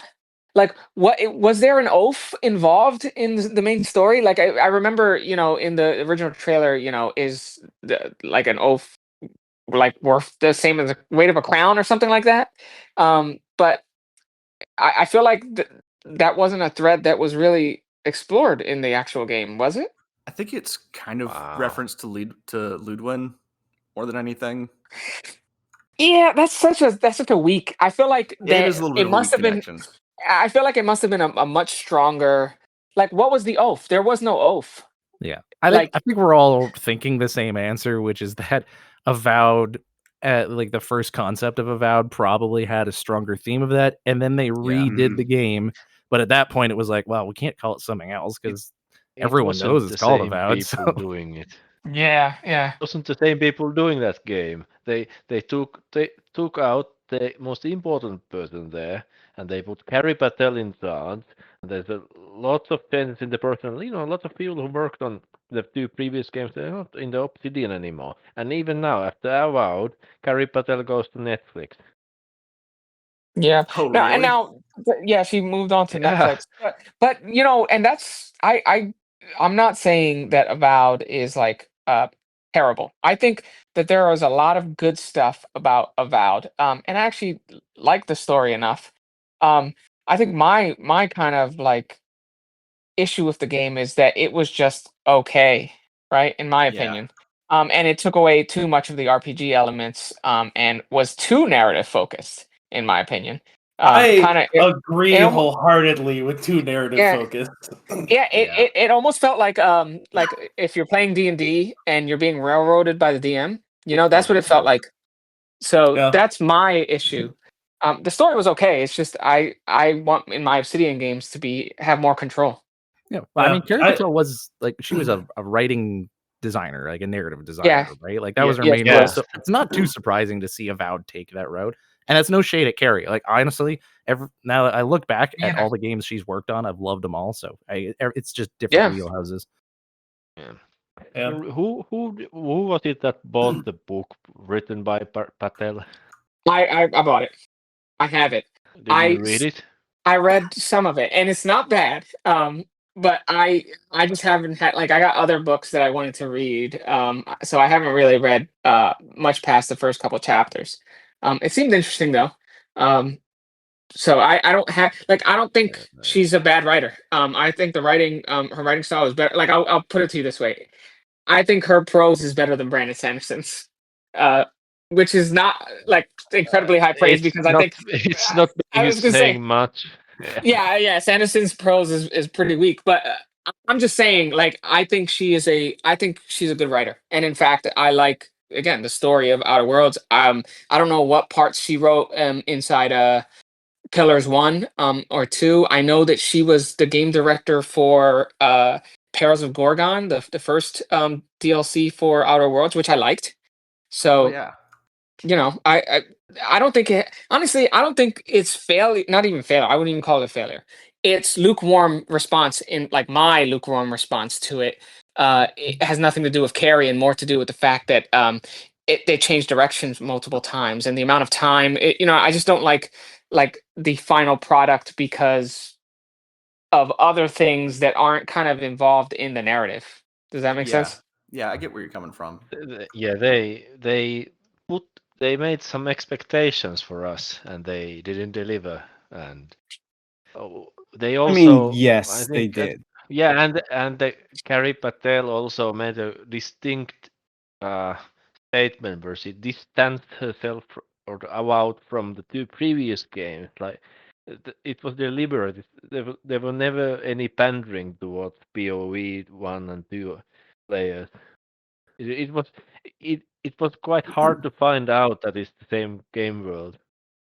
But they were I don't know. upfront about the changes that were happening too. It's not like they showed that first trailer and then they kept showing that first trailer and said, "This is what our game's going to be. This is what our game's going to be." And then Avowed came out and it wasn't that. They were pretty honest about being like, "Okay, we had to rework this. It's completely different from that first trailer." I agree. So I don't think it was like any kind of like misleading or anything. I think it was just they changed what they were doing. Pivot. The cat was out of the bag. I That's agree. right. But at least there was that And- that honesty about it, and- right? Like, and and Telegraph the- points that out. Yeah. And the feel of the universe wasn't. I don't think it was the same. Like of course, always POE 1 is the original, and it's the faithful. POE 2 is some kind of a carnival of colors and pirates, and who knows? I know. Yeah, I know what you mean though. That was kind of my problem with Avowed 2 was just like the tone there'd been so much drift from Pillars 1. Even like you said, even between 1 and 2, there was a lot of tonal drift. That 2 definitely had its like dark moments, and I appreciated those. But Pillars 1, looking back, is like pretty grim most of the time, with like some Mhm. moments of levity to break it up, which I really appreciate. You can't go grimdark all the time and expect to keep the players. I think it attention. also kind of reflects, like, because at the time, Obsidian was in a fine, like, Yeah. Pillars of Eternity was its Hail Mary. I'm sure Totally. things were pretty grim in a sense, even though they were all very passionate. And by the time Pillars of Eternity 2 was coming out, they were in a much better place. And it's kind of reflective of that. And things change in it. Like these, like it's like when people look at BioWare games and they say, "Oh, the newest Dragon Age isn't like the old Dragon Age." It's like, well, yeah, that's because none of the people who made the first Dragon Age are there anymore. Like, what are Yeah. you expecting? Yeah. So I'm actually like Centergraphs. I don't want to pick on you again, but like you played through Pillars of Eternity 1 and then Pillars of Eternity 2, and right around then Avowed came out and you started playing through Avowed. Like, how were the tonal shifts in that in your experience, having done it back to back to back in a very in-depth process? So I was actually going to address that because it's what I think is most notable about the changes between the three games is actually at the time it was like the new directive to make sure that every single line is voice acted because Yeah. in Pillars, I really like the tone. It was a little bit darker, and I think it had the best writing by far of all of them. But also, they had the option to go through and like if they were like, oh, this isn't really working right here. Let's rewrite this part. They could just rewrite it. They didn't have to That's a bring good somebody point. back in the studio to shit, that do is a the good voice point. acting or Yeah. anything. And Not only that, yeah. But I want to add here before you continue that they didn't have to write with voice acting in mind. They could write anything, Yep. something that's read and not read to you. Yeah, and to me that I think it stood out more as far as changes in tone and the quality of the writing as well. Not that like I'm like 100% sure, I guess not, maybe just 99, but there was a bunch of stuff in the original Pillars that didn't work well and wouldn't have worked well in the game, but they were able to cut it because they could do that, where they didn't have that kind of freedom with Pillars of Eternity 2. And then with an action RPG, it's even more strict. You have to be even more dedicated to the kind of voice acting. And then if something changes in the writing, then maybe you have to change a whole area. So there's even more stipulations that are coming down and kind of holding things in place. You almost So get into this like sunk cost state where it's maybe. like, well, we've already done so much work on this, it would be a shame to cut it, right?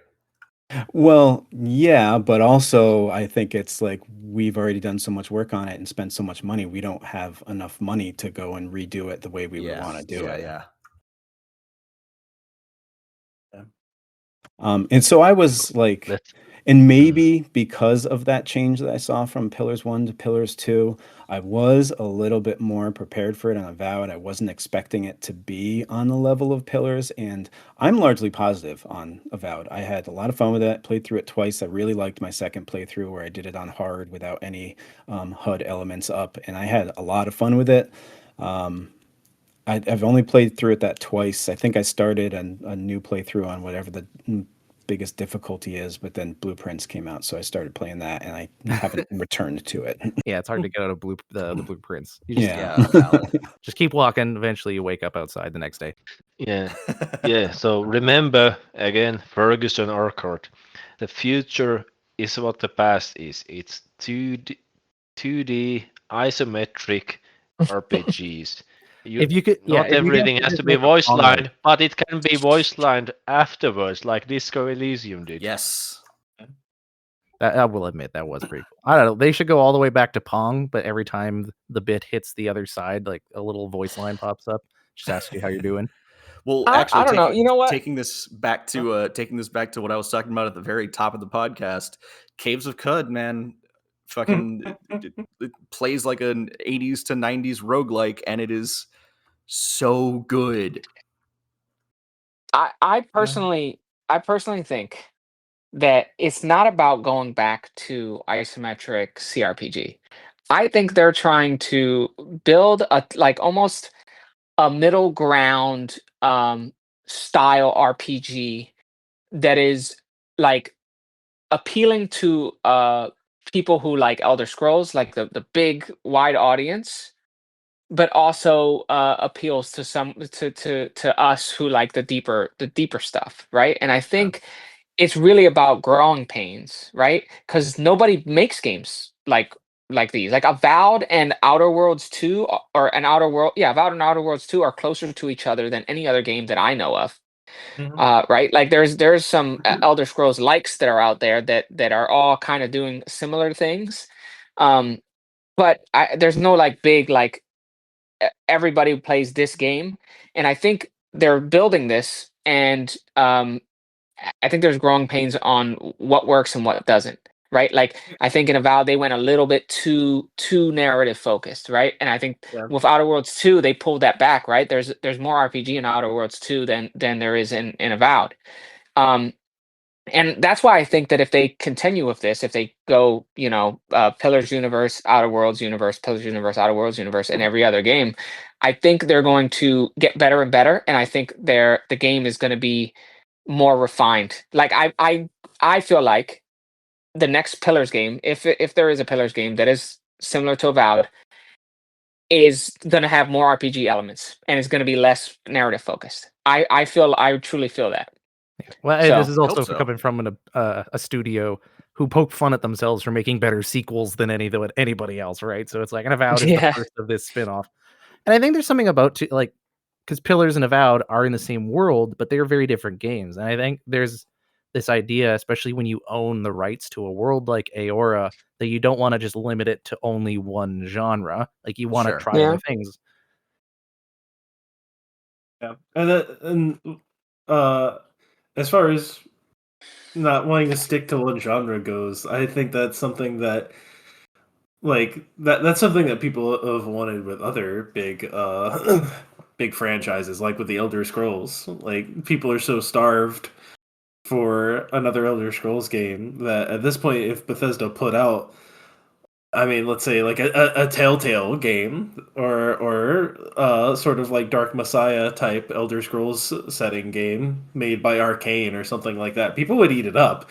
It still wouldn't be a mainland Elder Scrolls title, but it would help fill the gap. It would give people more of what they want, which is just Elder Scrolls in general. And as long as they don't pull a Battle Spire again, yeah. Yeah, or a Redguard, or a Shadowkey, or a Dawnstar, Right. Yeah, or yeah, an yeah. Oblivion Mobile, or a Blades. Oh God, Blades. Yeah. Parenthesis. If you had to pick one genre of game to set in Aora besides like straight up and down RPG, what genre do you think would work well? Well, Josh Sawyer has talked about making a tactics game. That sounds interesting. Damn it, that's That what I does was gonna sound say. interesting. Yeah. Yeah. So I'd probably go for that. Souls like. A Souls like, honestly, I would love to Ooh. see them tackle a Souls like. I mean, this is Souls like in that that labyrinth or whatever that's next to that big statue in the first game that's under your Oh, the feet. endless paths, yeah. Yeah, The Endless yeah. Paths, yeah. Of Odd Newer, I think it was. actually, What honestly, about that? Davey, that sounds friggin' great. Yeah. I'd Yeah. play it. Fergus, take notes. I want to see like a Morrowind, Morrowind, but in Aora. I think that's one of Kiwi's few good games list, so it'll work well with him. Yeah, just like you said, strip back the voice acting, make us fucking read, and just put us in this world, and give us a shit ton of freedom and make it systems based. I love that kind of game. Like I always have. I replayed Morrowind this year actually, and it was like I started playing it and I had those same feelings. I was like, okay, this is annoying to start, but I know it gets good. I played through this game before, and then once I got into it, I couldn't stop playing. It's so good. But the thing that I was thinking after I stopped playing was like, I don't know if we'll ever get another game like Morrowind again. I mean, I know that Dread Delusion exists, Yeah. but that's not the same scale. Oh, no, absolutely not. I love Dread Delusion, and I would say it's Morrowind-like in its world building and its environments, but besides that, it's an exploration RPG. There's not much of a focus on combat or customizing your build or anything like that. It has very little in common with Morrowind outside of like quests, quest design, and story and writing beats and stuff like that. I agree. I don't think that there are Scrolls likes out there. Like, there's never any game that's supposed to be like that feels like an Elder Scrolls game with a huge emphasis on dungeons and a world that you can just kind of go out and explore.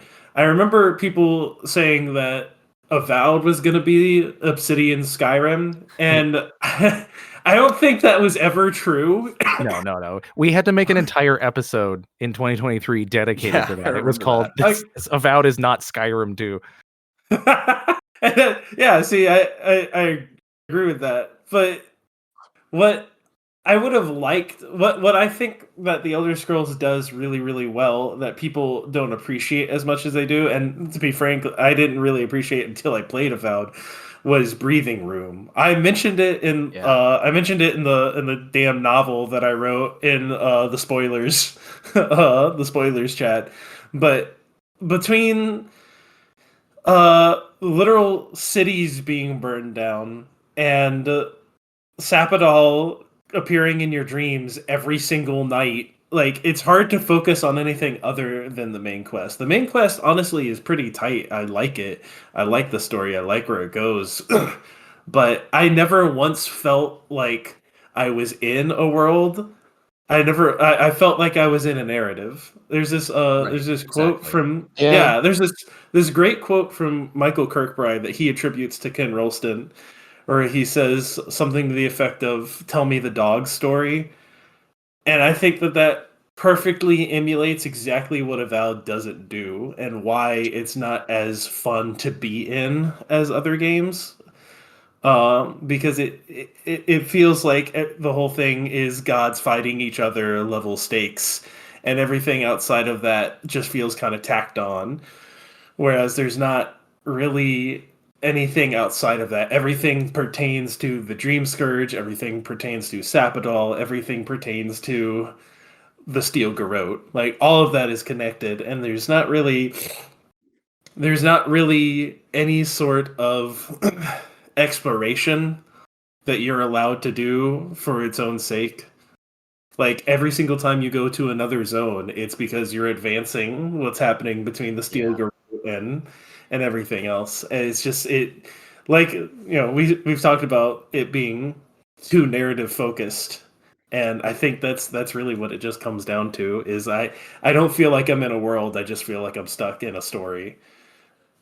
I think that's a really good way to put it. Yeah, it feels restrictive, right? It feels like you may have your own agenda as a player, but you've got to eat your veggies first, right? Yeah, deal with this crisis that everyone's talking about and what's going on. Which, I can see what you're saying. It's interesting because I really liked that part of Avowed. Like, I liked how, because I just, I see a shiny bauble in the distance and I go, ooh, what's that? And I run over there. And I like that it was able to tie it back in one of the central themes, like the Dream Scourge or something, even though it could have just been its own side quest for the sake of doing it. But I always get that feeling when I play those games of, well, why am I like wasting my time doing this thing when there's like, really big threat on the end? But it's like, okay, well, I saved these dudes in a cave. Turns out they were doing experiments on Dream Scourge, so it ties back. But I can see what you're saying too, right? Like, it does feel like you're not allowed to read other things. It's like you have your assigned reading, you have your assignment, and this is the only thing you're allowed to focus on, and you're not allowed to just enjoy Exactly. other parts of the world for the world's sake. I've never really Player considered that. agency. There were a couple of moments that I really did appreciate where there was like a glimpse of that kind of design philosophy. Like I forget the guy's name, but he's the old guy that asks you to go find the Leviathan heart. And you think it's I loved that quest. That was a because great quest. Yeah, it went a was. place I didn't think it was going to go. I thought it was just going to be a dumb fetch quest, and I did it half expecting that. But then there was an actual moral dilemma in it that reflects a real world issue, but not too so on the nose that it took me out of the setting and was like, oh yeah, that's another thing that's happening in the world. It was it was an interesting choice and an interesting moral dilemma for the player. And if there were more quests like that, I would have enjoyed that. Another one was the ogre that's sick and kidnapped the dwarf woman. I loved that quest because I had never run into ogres before, so it was really interesting I didn't even know they were in the setting. I thought it was really interesting to see this beast of a guy just be like, I can't fucking breathe, dude. I need my inhaler. Can you go make my inhaler for me? And you're just like, yeah, sure, buddy. Let me go do that real quick. Playing against type. Picturing an ogre being a weeb now, and that's terrifying to me. But I love the But stuff like that. It was very few and far between. I think that's a great example of a quest where like a lore aspect of the original pillars was like followed through. Like ogres inside, you find out in the first game that like ogres aren't these stupid like creatures that you usually see inside fantasy universes, and it kind of goes with that theme. Whereas like I feel like you don't really they didn't have to do that. They didn't even have to have an ogre in the game. Yeah. Yeah. And that's very, humanizes them. like you said, they're very baked into the world, and I like that they did that. Obsidian, I think, is pretty good at like a fetch quest in that sense, where it seems on the surface to be very mundane and boring, and then out of nowhere they're like, "Haha, assisted suicide," or something, like Yeah. Yeah.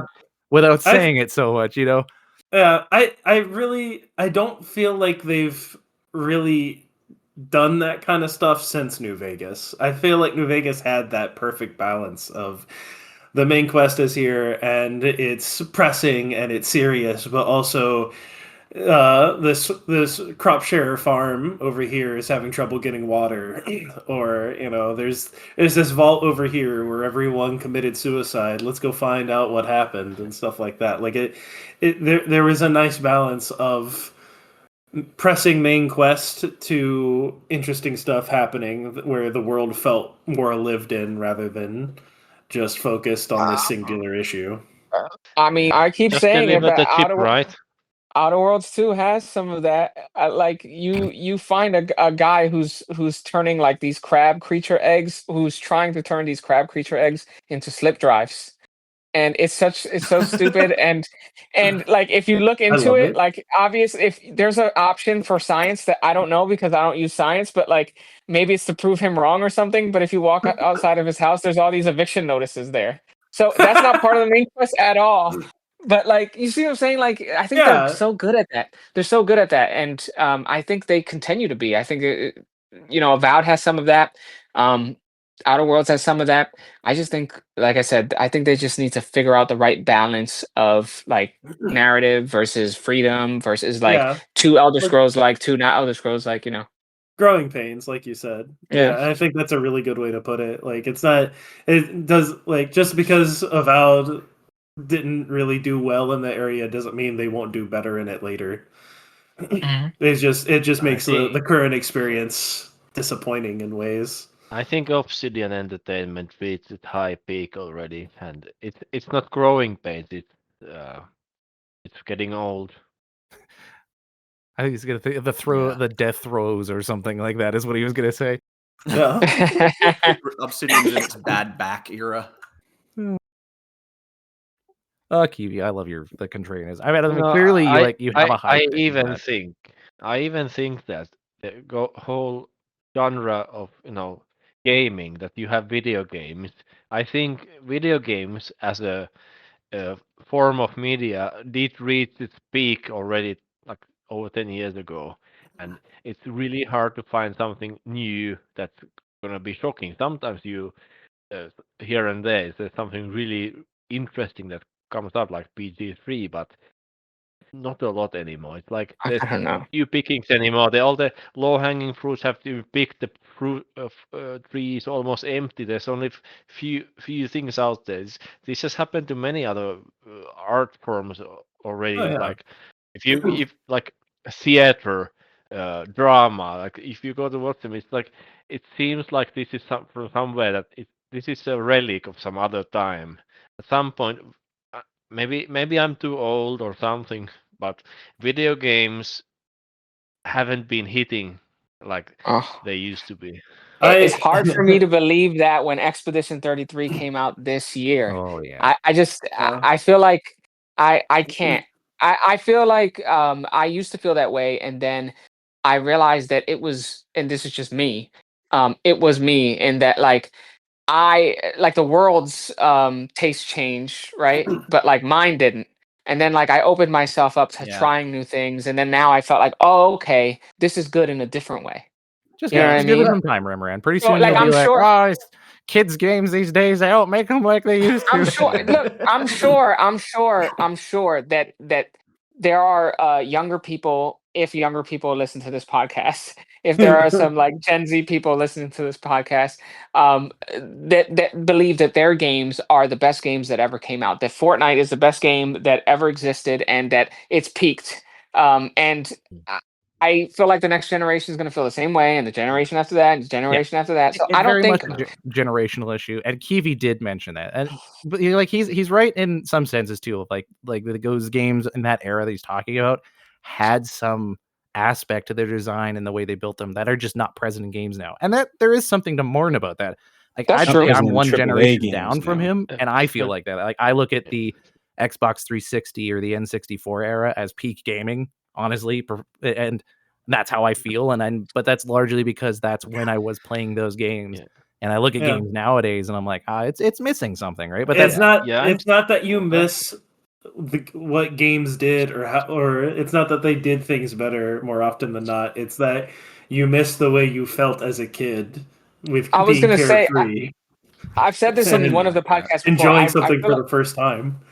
I feel like I remember saying this in one of the podcasts before. Maybe it was when we were talking about Dragon Age. But I read that someone say something like that your favorite book of all time is whatever book you read when you were 14 or 15, and it's mostly true. I get what they're saying is that like whatever like experience you had in your formative years, that's your favorite of that type. You know what I mean? So like and in some ways we can't escape that. You know. But Like I will point out that when we grew up, the first games that we encountered were like really simplistic. The games as we grew up, the evolution of video games it took really big jumps. Mhm. But now, Oh, yeah. if you look 15 years back or 10 years back and compare to today, there's really not much of a change, really. Yeah. That's true. I do agree. Like the technological jumps are getting smaller and smaller and smaller. The technological jumps that we're seeing now are more in just overall size. Like Starfield. Starfield is an absolutely enormous game that would have been absolutely impossible on the 360. Maybe if you toned Mhm. down the graphics a bit and, Mm. had smaller zones or whatever, you might have been able to get something sort of resembling it. But at the end of the day, it's getting big to the point where it's difficult to notice in a way. There's this terrible quote from Joseph Stalin, of all people. But There we go. I love it. This I is love Stalin it. quote. I we love going it here? because it exemplifies how people think. And he said that one death is a tragedy, but a million deaths is a statistic. And obviously, he meant something way like just terrible because Joseph Stalin was a bad person. But it exemplifies how if we have something small in front of us, we understand it better, and things can get big enough to the point where it's just noise. It's just a number. That's why you can have modern day tragedies that are mind-shatteringly terrible. Like, you cannot account for the loss of life Mm. or experiences or culture, but it's so big that people have difficulty understanding it, so it doesn't resonate with them as much as, the white girl that was murdered by her boyfriend and we can't find her body. But to Kiwi's point, I think, and I think Centigraph may have mentioned this too. But like the technology jump isn't as high, but also the risks that companies are taking, especially in the AAA universe, are smaller and smaller. So games are Yeah. getting more Yes. like there's less experimentation, less less like I was having a conversation about Grand Theft Auto to my brother, and we were talking about Grand Theft Auto 3, the end of Grand Theft Auto 3. There's this part where all the gangs go against you and they all attack you at the same time. And clearly, like that's like an experimental thing. Nobody had done something like that before, and it's such a difficult. Like if you play it now, it's kind of bullshit. Like you're driving in the street and people are just crashing into you because everybody's your enemy in the city. It's like someone clearly was like, "Oh, we should do like the Warriors." And everybody's against you, and they just implemented it without thinking, no balance, thought. It's just something like Yeah. that like would never happen because in AAA games they're like overly like worried about balance and about making sure that people like it, and and they play test the crap out of it until you take, in some ways, in my negative side says, you take all the uniqueness out of the game. Yeah. I mean, Yeah. I think the way I see it is this. There are more people making games nowadays, I think, than ever before, right? Hmm. Like you see all these people, on itch.io and everything, just pumping out really fucking cool projects. Most of them are like tiny, right? But still, they're there, and that's sort of an incubator, right, for the next generation of game dev. And in the AAA space, you're definitely seeing fewer risks being taken, which sucks. But then also you look down a couple echelons at the AA and single A kind of space, and a lot of those small creators are like making some really cool shit. Like, I mean, I've been talking about Caves of Cud, and I will continue talking about Caves of Cud until someone puts a bullet in me, because that game is incredible. But that was made by like 2 or 3 guys, I think, and I could be wrong about that. I don't know, but a very small team anyway. Yeah. And The best it does games so many cool come things. when And then one guy in Russia makes something, it becomes really good. right, Yeah. exactly. And then at the same time, the classics are still there. Like, it might take some work to get them going, but you can get them going. And I'm grateful for that. I can look forward and look back and appreciate both. Like, Yeah. But there's a scarcity creates imaginative yeah, games. art is Basically. born out of limitations, right? Yeah. Yeah, exactly. Mm. It's basically what we're saying, that big game studios are getting too fat on their Microsoft money. Yes. Thank you. Exactly. I do agree with that. I think that there's a little bit too much bloat in too many cooks in the kitchen in a lot of game studios, because they hire because we want more and we want it faster, but we don't get that. What we end up getting is something that's watered down, and and it does a lot of things okay, but nothing particularly well. Yeah, that's a good way to put it. Yeah. Okay. I want to kind of, because we've been talking for a while, and honestly, I could do this all night. But we also have people have things to do, and the listeners they've probably already got to work, and they are probably driving home by now. So I want to bring it back, as honestly, and that's one thing I really like about this podcast, as it's existed over 5 years, is just a bunch of dudes getting together who all like this, and we can like continue to talk about this kind of thing, and we can go on these wild tangents. And honestly, we kind of lost the plot a little bit when Joseph Stalin got introduced, but So, yeah, Fair enough. Said every Soviet. yeah. So, but that was really good. And so, with the idea that Avowedcast is probably gonna be shutting down. Like this is gonna be the last episode, and I don't even know if it'll go on its main feed. Does anyone have any like experience being on this show that they wanted to reminisce on, bring attention to, or is there anything you want to say to listeners or Tsora before we sign off for the night or the morning or afternoon, wherever the hell you are? No, I think the podcast, it's been fine and all, but I think I've more enjoyed the Discord server itself than the podcast. The what? This Discord server. Yeah, honestly, the Discord that server we're is in. fire. Yeah. Yeah. Yeah, the things that people could see that are here. There's only 15 of us. And yet they never will. Hey, email. Well, actually no. Yeah, you can't. I don't think I have. Somebody to I think leak this right parenthesis now. actually has admin, so you could always email parenthesis, I suppose, to see if you can jump on the Discord. You're an listener. admin. Oh, I am. Look at that. Haha, you suckers. Wait, what have I done? I had all this power this whole time. What a waste. Okay. Anyone else have some like reminiscent or a message to listener or Tsora? Well, I think yeah. You can Jesse go ahead. spoke first, Remoran, so he Okay. gets to go first. Who gets to go first? I'm sorry. You get to go first, Jesse. Okay. All right. Because I said so, damn it. Because now that I have admin power, I get to say that. God, suck it, Remoran! All I want to say is that my time on the podcast was so few and far between that I don't really have any standout memories. What I will say is just that, Tsora, we really appreciate you putting this whole group together.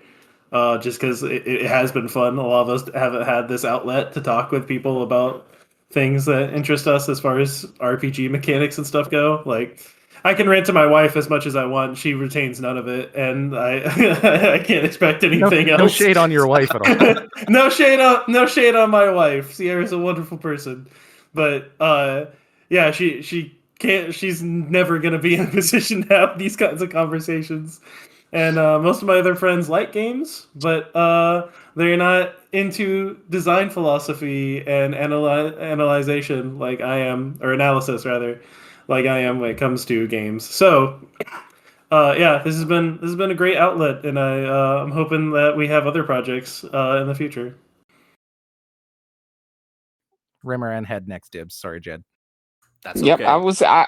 I was gonna say something very similar. Regardless of what came of Avowed, like wasn't my favorite game. I did like it, but I think I just really loved that Sora brought us together and we were able to have these conversations because I think I liked these conversations so much more than the game itself. And again, I like the game, but I just really just enjoyed talking with you guys. And if it wasn't for Sora bringing us all together, we wouldn't be able to do that.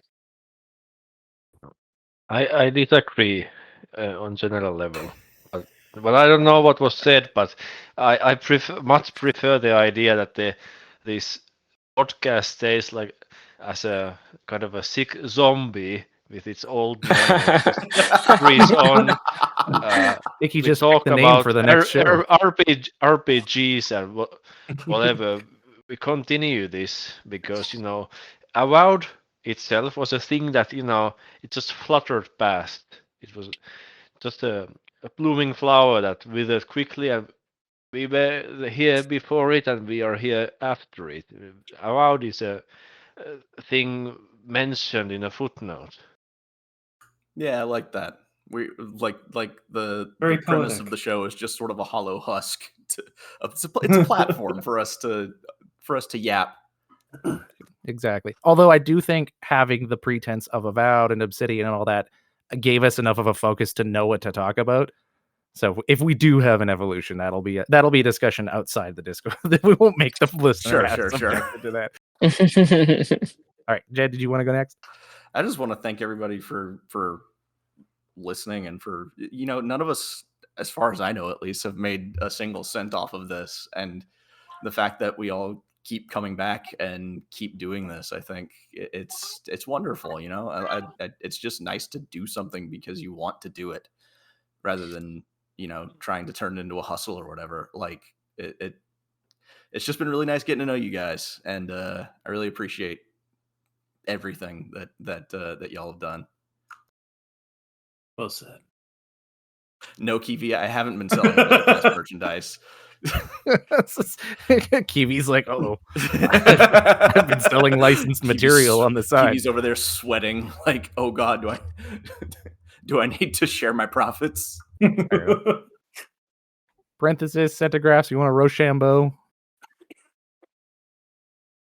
Go ahead, centigraphs. Okay.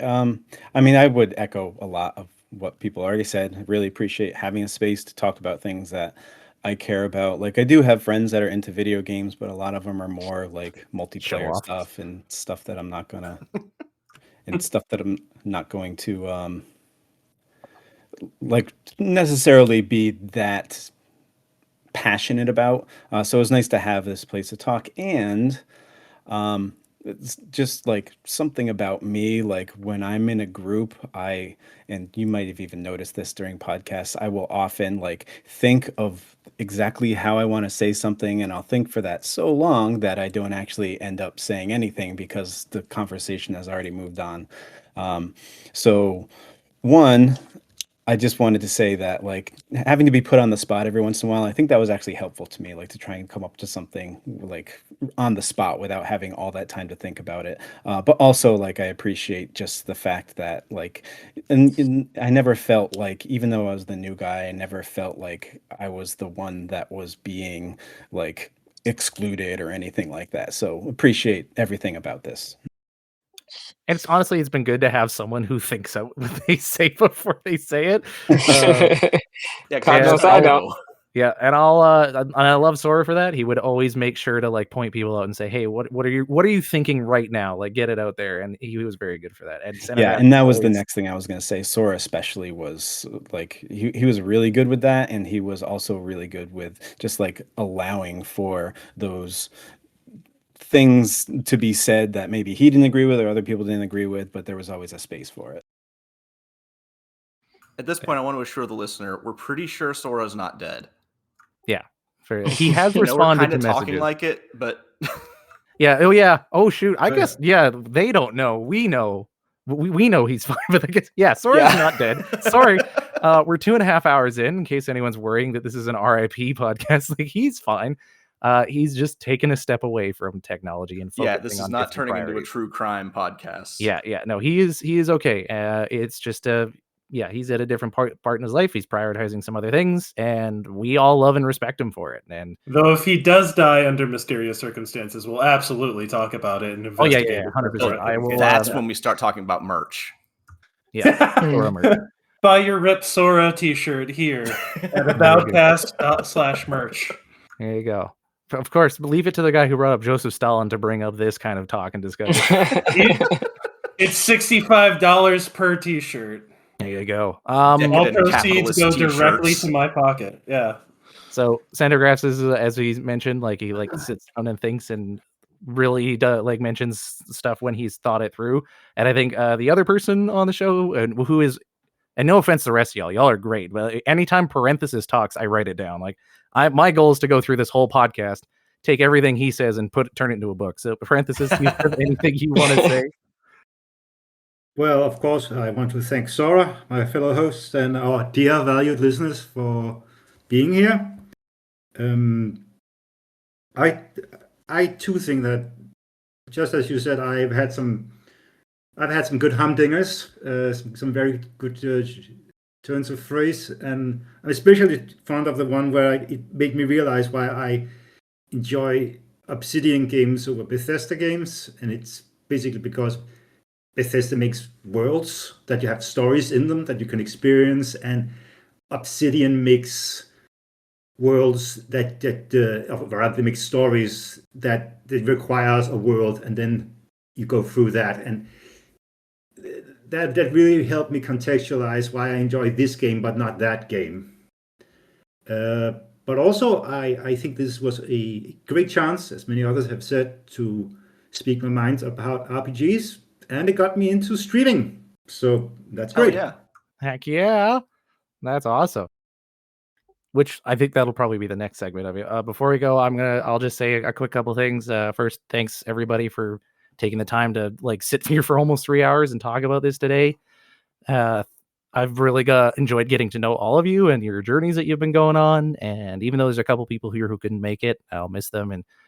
And not that we're going anywhere. We're going to talk after this about what we may or may not do in the future. So if you're a listener to the show and you like it, that you keep paying attention to some stuff, we'll find a way to reach you. But thank you guys here on the show and the listeners. It's been really cool. Reading the listener emails are one of my favorite things about this show. Hearing the weird questions and people throwing shade at each other every now and then is easily one of my favorite parts about this.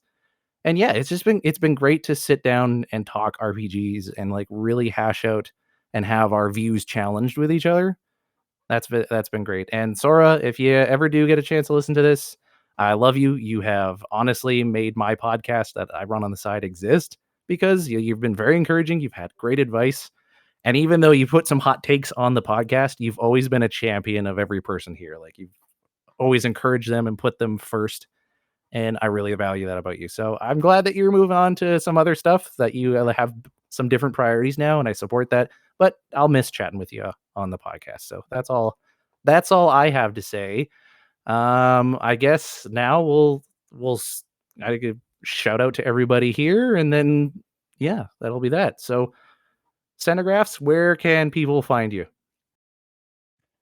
I am on a bit of a hiatus right now, but I'm still on Centigraphs at YouTube.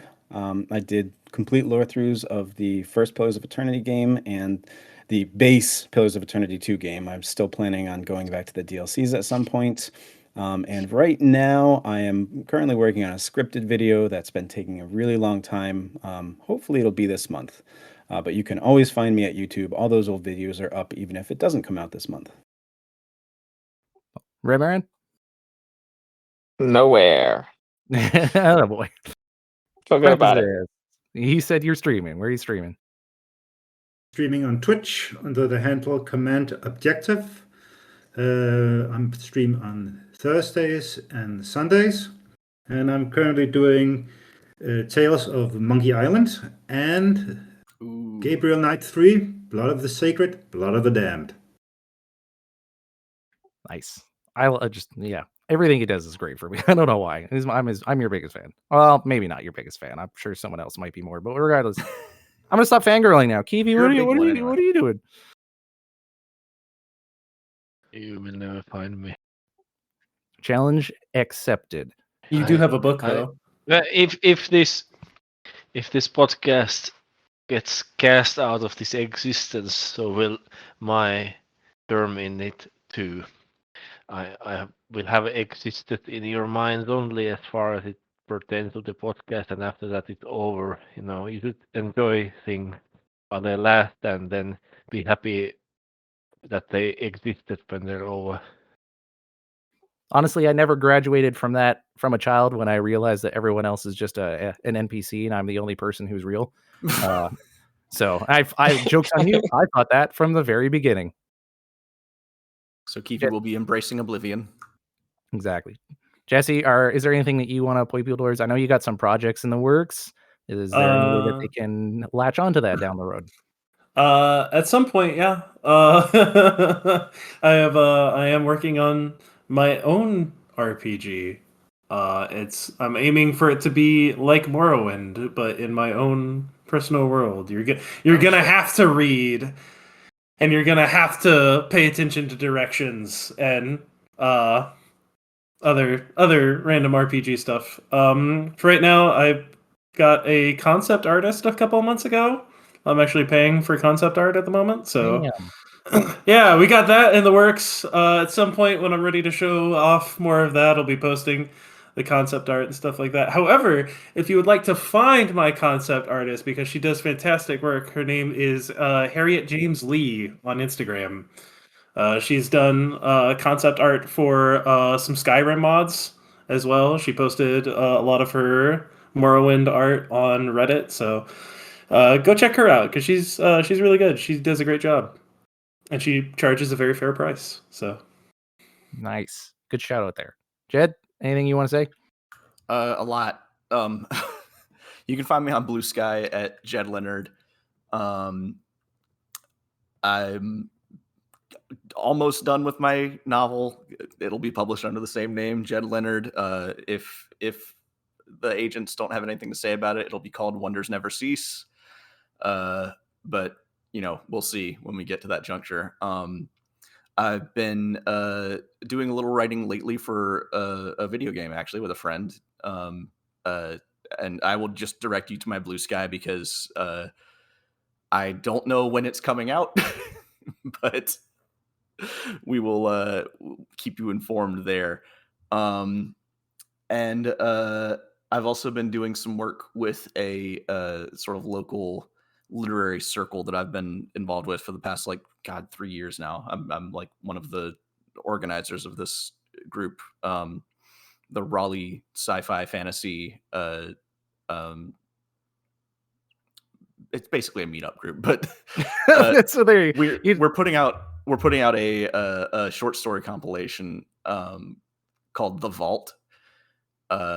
And again, I'm just gonna have to direct you to my Blue Sky again because I'm gonna be announcing all these things when they actually come up. But I have been a busy little bee, and really can't wait to share everything with you guys. That's Jed Leonard. Thank you, sir. You're welcome. Just making sure in case someone missed it. And I'm Gingerino. If you like Avowed or Pillars of Eternity lore specifically, then you can listen to my podcast, The World of Aora. It is nothing like this show because it is just me rambling on and on about the fantasy world that this game is set in.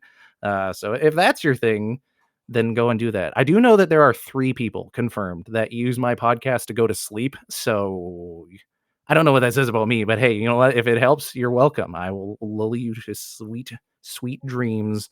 Hopefully sweet dreams. Some of it's pretty nightmare fuel stuff. But yeah, that's me. You can find me on Twitter at World of Aora. You can find the podcast World of Aora, and that'll be it.